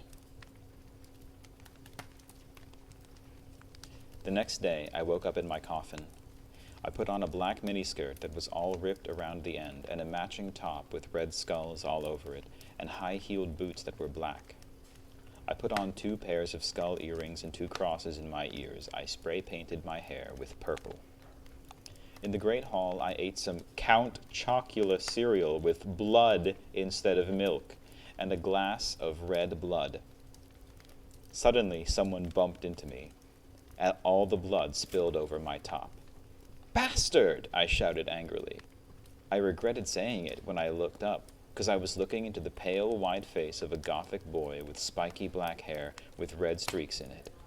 He was wearing so much eyeliner that I was going down his face, and he was wearing black lipstick. He didn't have glasses anymore, and now he was wearing red contact lenses just like Draco's, and there was no scar on his forehead anymore. He had a manly stubble on his chin. He had a sexy English accent. He looked exactly like Joel Madden. He was so sexy that my body went all hot when I saw him, kind of like an erection, only I'm a girl, so I didn't get one, you sicko. "I'm so sorry," he said in a shy voice. "That's all right. What's your name?" I questioned. "My name's Harry Potter, although most people call me Vampire these days," he grumbled. "Why?" I exclaimed. "Because I love the taste of human blood," he giggled. "Well, I am a vampire," I confessed. "Really?" he whimpered. "Yeah," I roared. We sat down to talk for a while. Then Draco came up behind me and told me he had a surprise for me, so I went away with him.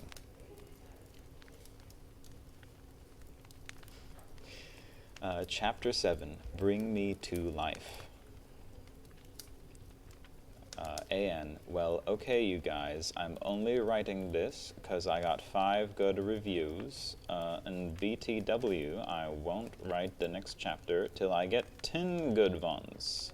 So, stow flaming or I'll report you. Ebony isn't a Mary Sue, okay? She isn't perfect. She's a satanitz. And she has problems. She's depressed, for God's sake.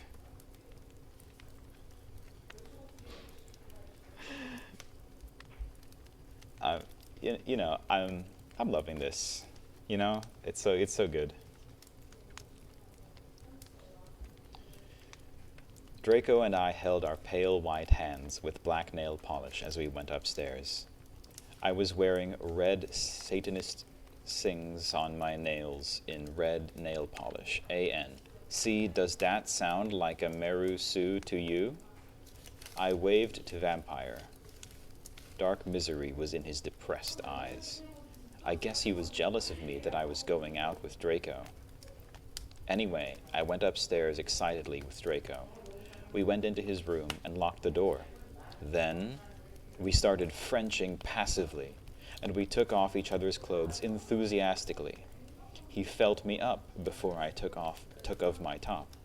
Then I took off my black leather bra, and he took off his pants.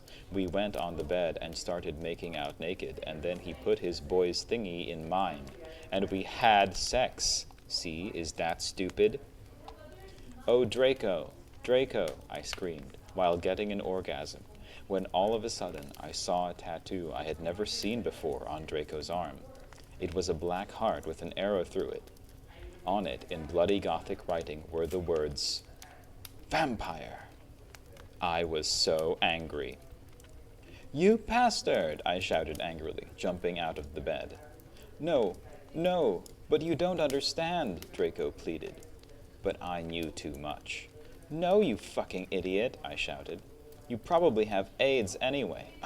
Oh my god. God damn it.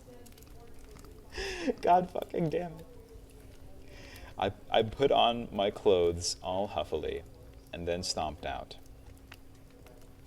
Draco ran out, even though he was naked. He had a really big you-know-what, but I was too mad to care. I stomped out and did so until I was in Vampire's classroom, where he was having a lesson with Professor Snape and some other people. Vampire Potter, you motherfucker, I yelled. Chapter 8. AN. Stop flassing, okay? If you do, then you are a prep. Everyone in the class stared at me, and then Draco came into the room, even though he was naked, and started begging me to take him back. Ebony, it's not what you think, Draco screamed sadly. My friend, Bloody Mary Smith, smiled at me understatedly. She flipped her long, waist-length Gothic black hair and opened her crimson eyes like blood that she was wearing contact lenses on. She had pale white skin that she was wearing white makeup on. Hermione was kidnapped when she was born. Her real parents are vampires, and one of them is a witch, but Voldemort killed her mother and her father committed suicide because he was depressed about it. She still has nightmares about it, and she is very haunted and depressed. It also turns out her real last name is Smith and not Granger. Since she has converted to Satanism, she is in Slytherin now, not Gryffindor. What is it that you desire, you ridiculous dimwit? Snape demeaned angrily in his cold voice, but I ignored him. Vampire, I can't believe you cheated on me with Draco, I shouted at him. Everyone gasped. I don't know why Ebony was so mad at me. I had went out with Vampire, I'm bi, and so is Ebony, for a while, but then he broke my heart. He dumped me because he liked Brittany, a stupid preppy fucker. We were just good friends now. He had gone through horrible problems, and now he was Gothic. Ha ha, like I would hang out with a prep. But I'm not going out with Draco anymore, said Vampire. Yeah, fucking right. Fuck off, you bastard. I ran out of the room and into the forbidden forest where I had lost my virility to Draco, and then I started to bust into tears. So yeah, no, my there's a lot of weird stuff in My Immortal, but my favorite part is the stuff like this where it just like suddenly changes perspective, and there's like no indication whatsoever. Like, I don't know, this is like the weird, the most like incomprehensible choice, and it's really beautiful. No, it was just this paragraph. Just this one paragraph here is from Draco's perspective. That's it.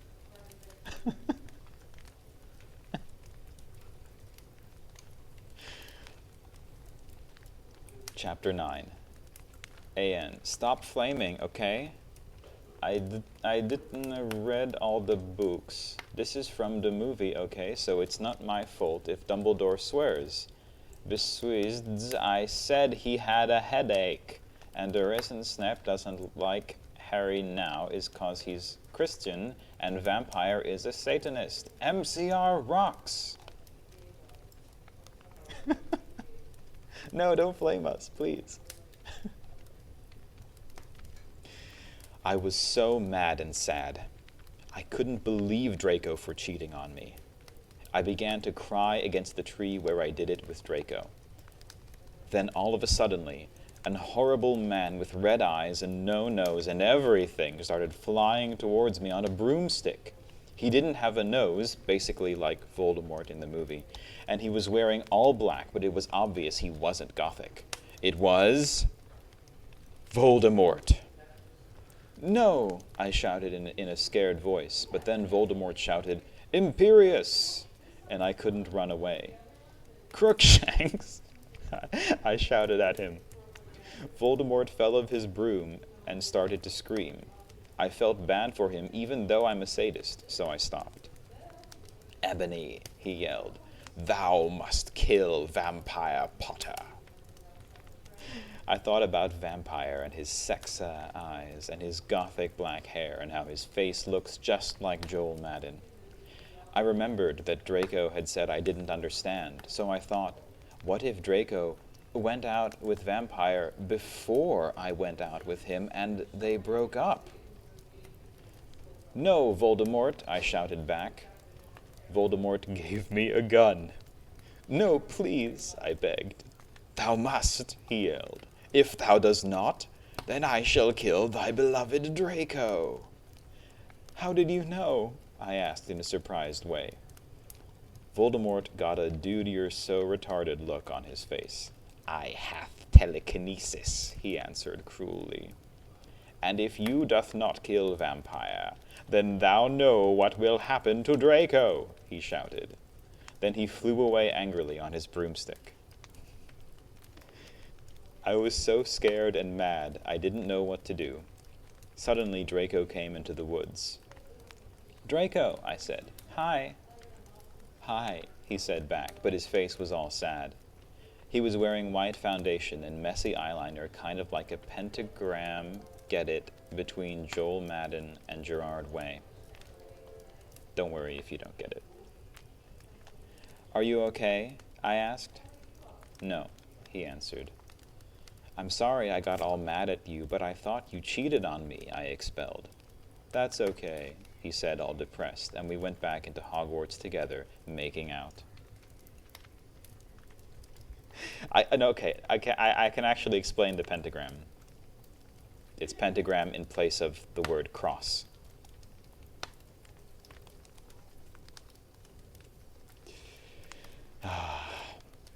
God, the fucking gun.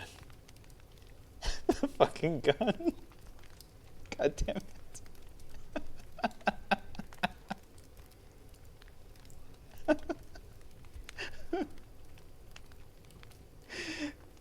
Chapter 10.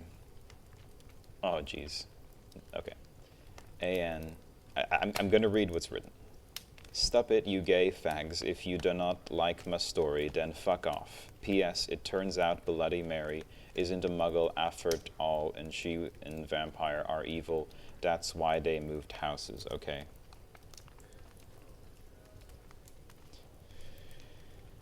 I was really scared about Voldemort all day. I was even upset, went to rehearsals with my gothic metal band Bloody Gothic Rose 666. I am the lead singer of it and I play guitar. People say that we sound like a cross between GC, Slipknot, and MCR. The other people in the band are Bloody Mary, Vampire, Draco, Ron, although we call him Diabolo now. He has black hair now with blue streaks in it, and Hargrid. Only today, Draco and Vampire were depressed, so they weren't coming, and we wrote songs instead. I knew Draco was probably slitting his wrists. He wouldn't die because he was a vampire too, and the only way you can kill a vampire is with a C-R-O-S-S.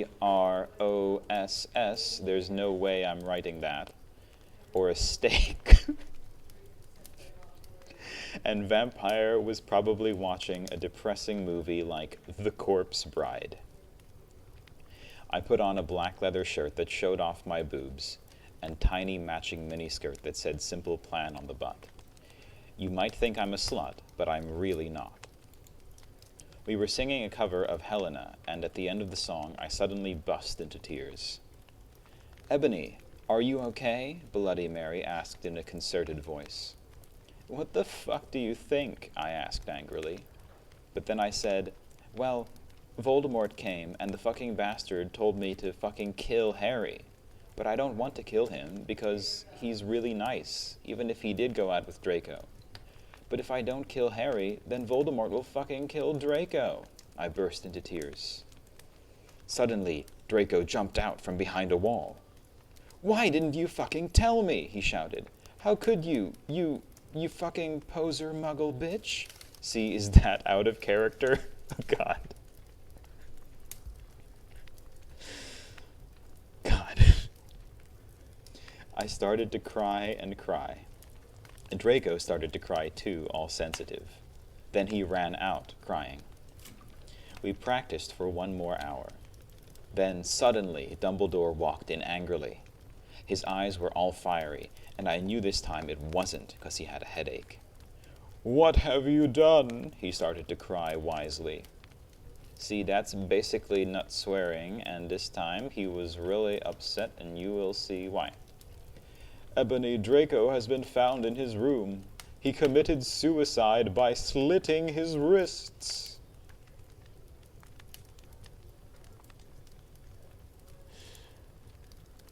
God. She just established in this very same chapter, she established that, I don't even remember what happens next. Whatever.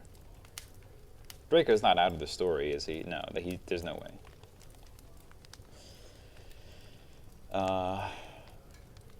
Yeah, we're going to keep going for a while. Don't think we're getting through the whole fan fiction, but we can do a bunch of chapters.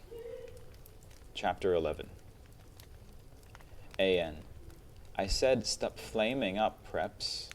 If this chapter is stupid, see if this chapter is stupid. It deals with really serious issues. For yourself, if it's stupid. BRW, thanks to my friend Raven for helping me. No, I screamed. I was horrified.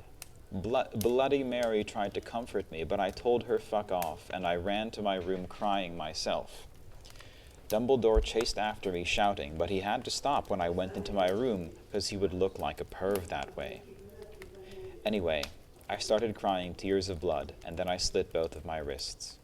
They got all over my clothes, so I took them off and jumped into the bath angrily, while I put on a Linkin Park song at full volume. I grabbed a stake and almost stuck it into my heart to commit suicide. I was so fucking depressed. I got out of the bathtub and put on a black low-cut dress with lace all over it, Sandly. I put on black high heels with pink metal stuff on the ends and 6 pairs of skull earrings. I couldn't fucking believe it. Then I looked out the window and screamed. Snap was spying on me, and he was taking a videotape of me. And Lupin was masticating to it. They were sitting on their broomsticks. Ew, you fucking pervs, stop looking at me naked. Are you pedos or what? I screamed, putting on a black towel with a picture of Marilyn Manson on it. Suddenly, Vampire ran in. Abracadabra! He yelled at Snape and Lupin, pointing his womb. I took my gun and shot Snape and Lupin a gazillion times, and they both started screaming and the camera broke. Suddenly, Dumbledore ran in. Ebony, it has been revealed that someone has... No! He shouted, looking at Snape and Lupin, and then he waved his wand, and suddenly, Hagrid ran outside on his broom and said, Everyone, we need to talk. What do you know, Hagrid? You're just a little Hogwarts student. I may be a Hogwarts student, Hagrid paused angrily, but I am also a Satanist. This cannot be, Snap said in a crisp voice as blood dripped from his hand where Dumbledore's wand had shot him. There must be other factors. You don't have any, I yelled in madly. Lupin held up the camera triumphantly. The lens may be ruined, but the tape is still there. I felt faint, more than I normally do, like how it feels when you do not drink enough blood. Why are you doing this? Lupin said angrily, while he rubbed his dirty hands on his cloak. And then I heard the words that I had heard before, but not from him. I did not know whether to feel shocked or happy or to bite him and drink his blood because I felt faint.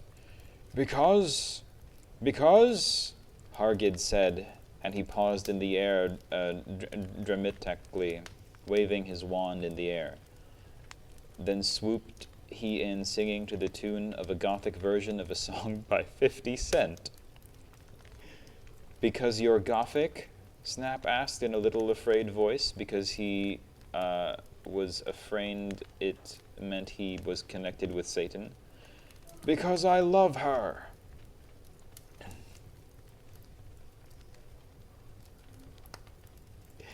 Chapter 12.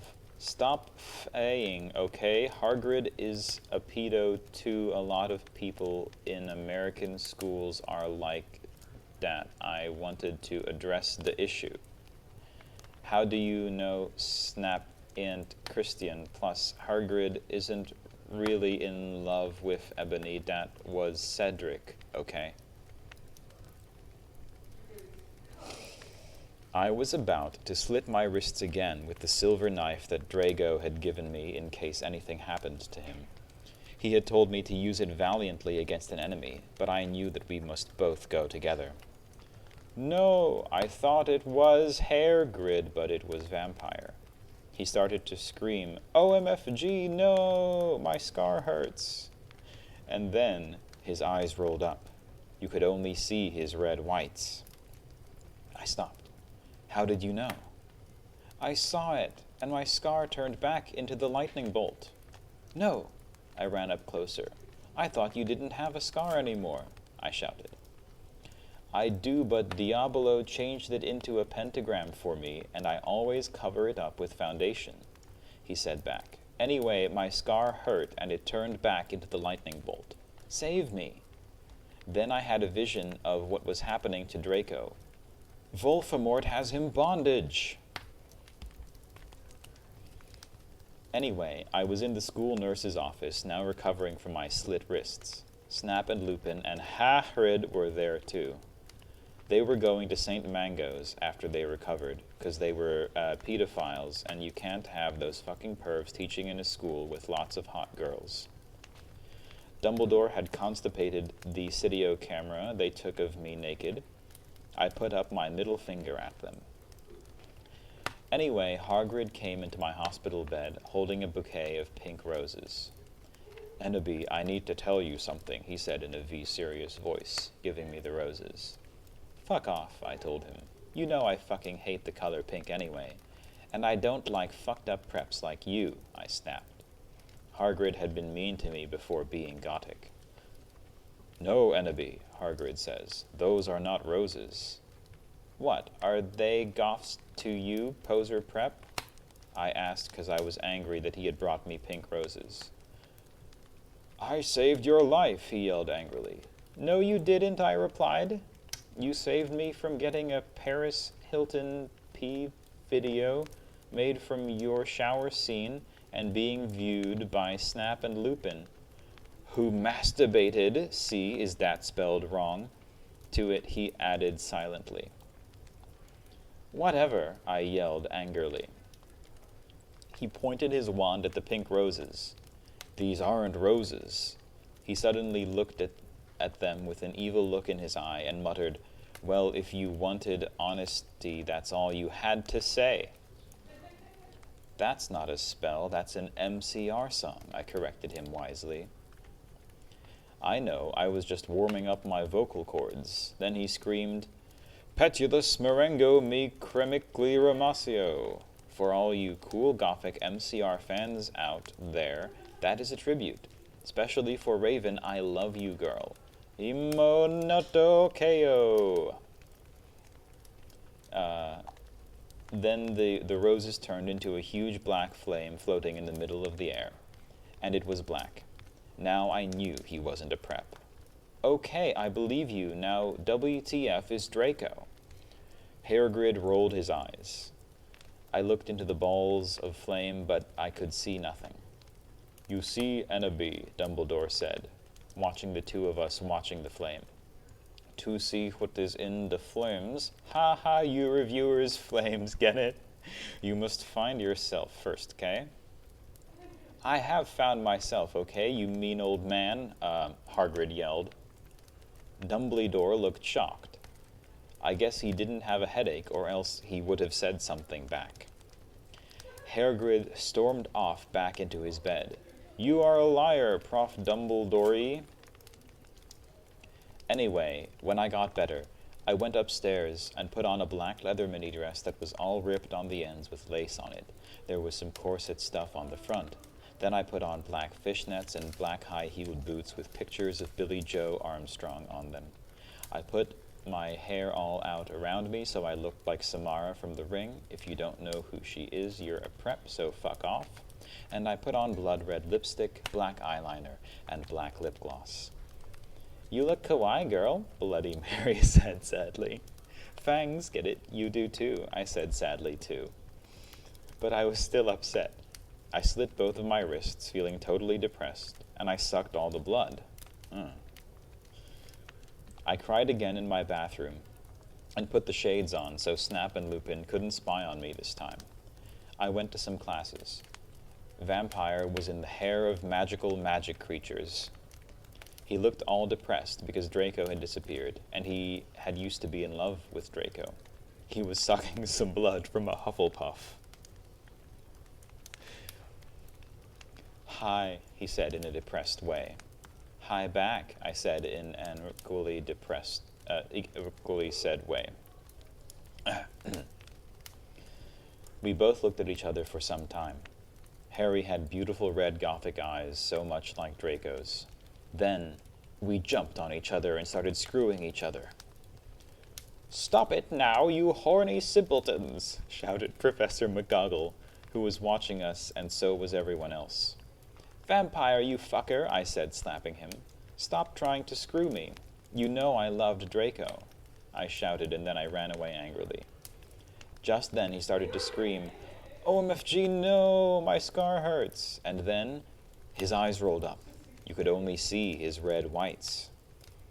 No, I ran up closer. I thought you didn't have a scar anymore, I shouted. I do, but Diablo changed it into a pentagram for me, and I always cover it up with foundation, he said back. Anyway, my scar hurt, and then I had a vision of what was happening to Draco. Voldemort has him bondage!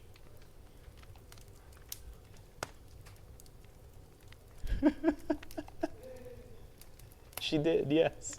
This already happened.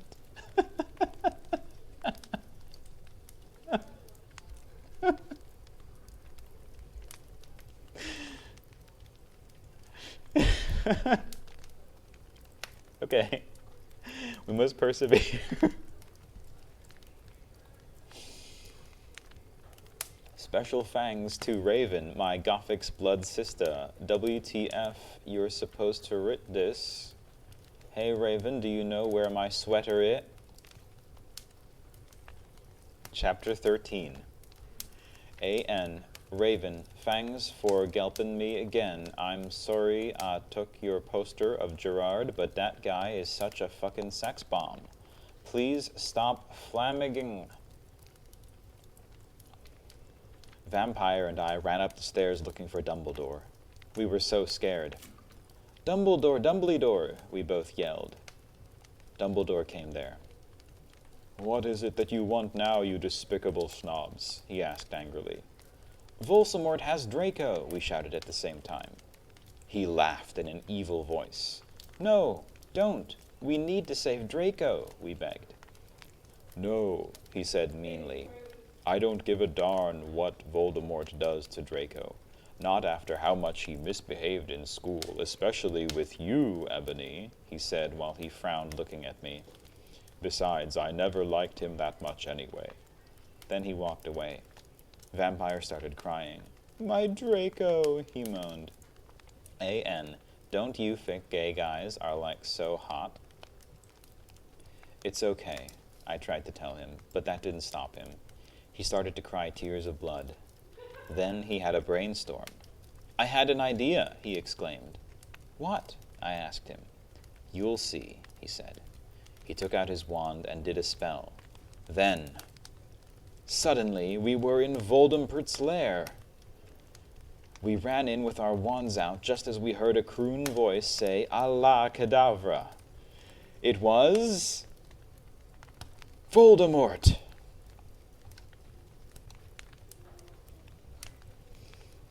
Chapter 14. Fuck off, preps, okay?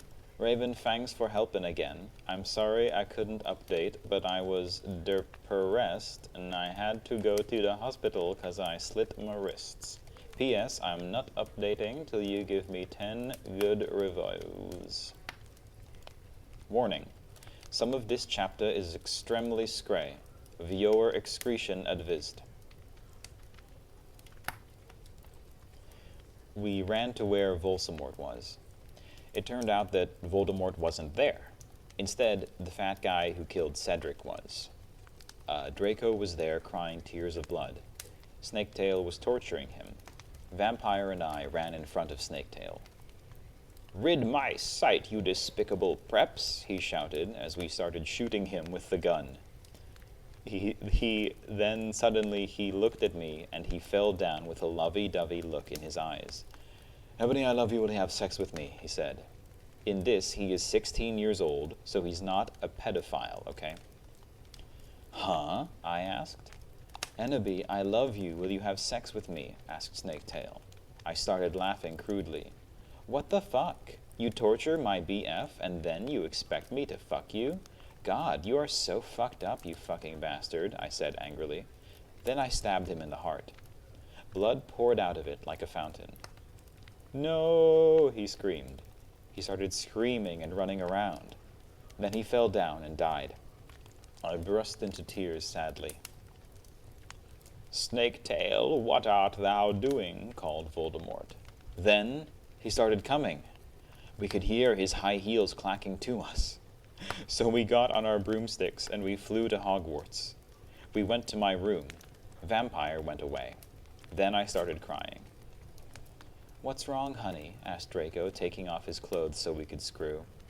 He had a sex pack, get it, 'cause he's so sexy, and a really huge you-know-what and everything. It's so unfair, I yielded. Why can't I just be ugly or plain like all the other girls in preps here except for Bloody Mary because she's not ugly or anything? Why would you want to be ugly? I don't like the preps anyway. They are such fucking sluts, answered Draco. Yeah, but everyone is in love with me, like Snape, and Lupin took a video of me naked. Hagrid says he's in love with me, Vampire likes me, and now even Snaketail is in love with me. I just want to be with you, okay, Draco?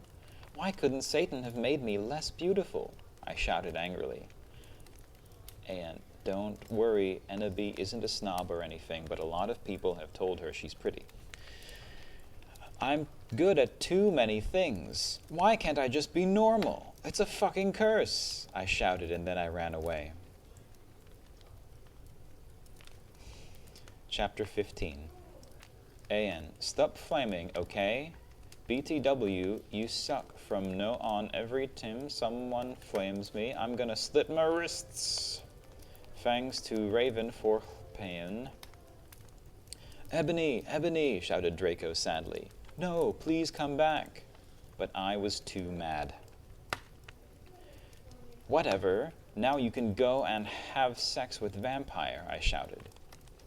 I stormed into my room and closed my black door with my blood-red key. It had a picture of Marilyn Manson on it. He looked so sexy in a way that reminded me of Draco and Vampire. I started to cry and weep. I took a razor and started to slit my wrists. I drank the blood, all depressed. Then I looked at my black GC watch and noticed it was time to go to biology class. I put on a short-ripped black gothic dress that said anarchy on the front in blood-red letters and was all ripped and a spiky belt. Under that I put on ripped black fishnets and boots that said Joel all over them with blood-red letters. I put my ebony black hair out. Anyway, I went downstairs feeling all sad and depressed as usual. I did some advanced biology work. I was turning a bloody pentagram into a black guitar. Suddenly, the guitar turned to Draco. Ennaby, I love you, he shouted sadly. I did not care what those fucker preps and posers think. You're the most beautiful girl in the world. Before I met you, I used to want to commit suicide all the time. Now I just want to fucking be with you. I fucking love you. Then he started to sing The Chronicles of Life and Death. We considered it our song now because we fell in love when Joel was singing it, right in front of the entire class. His singing voice was so amazing and gothic and sexy, like a cross between Gerard, Joel, Chester, Pierre, and Marilyn Manson. AN, don't you think those guys are so hot? If you do not know who they are, get the fuck out of here. OMFG, I said after he was finished. Some fucking preps stared at us, but I just snuck up my middle fingers that were covered in black nail polish and were entwined with Draco's now, at them. I love you, I said, and then we started to kiss, just like Hilary Duff, I fucking hate that bitch, and CMM in A Cinderella Story. Then we went away holding hands. Lupin shouted at us, but he stopped because everyone was clapping by how sexy we looked together. Then I saw a poster saying that MCR would have a concert in Hogsmeade right then. We looked at each other all shocked, and then we went together. Okay, I think we have to call it here. If you pick this up again next time, we'll start at chapter 16. I think I'm going to write that down, chapter 16. Some wine? Yeah, wine's a lot like blood. Chapter 16 next time. See ya, BBB. Okay, so that was My Immortal, or the start of it anyway.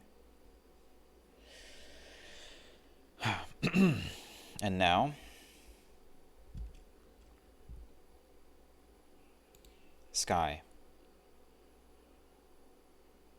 Sky.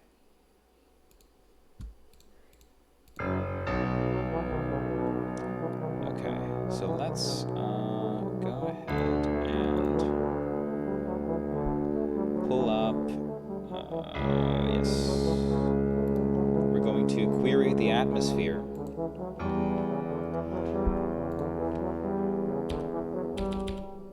For a number from 1 to 1 billion. Hang on, is that too loud? Yeah, that's too loud.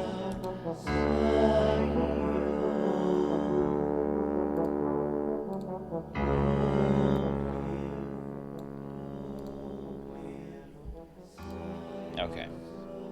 And we've got it. The number is 707,987,388. Let me write that down. 707,987,388.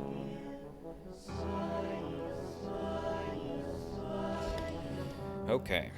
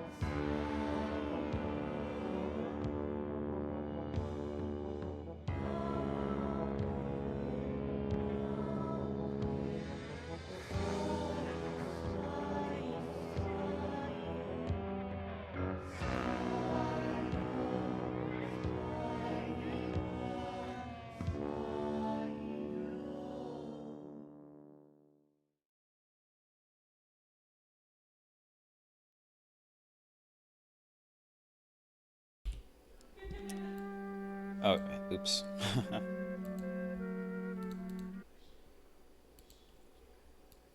All right, and so today, as on many days, many weeks, we have drawn something from the jar.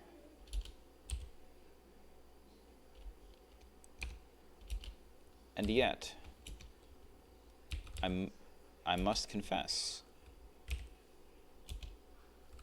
the jar was, in fact, empty.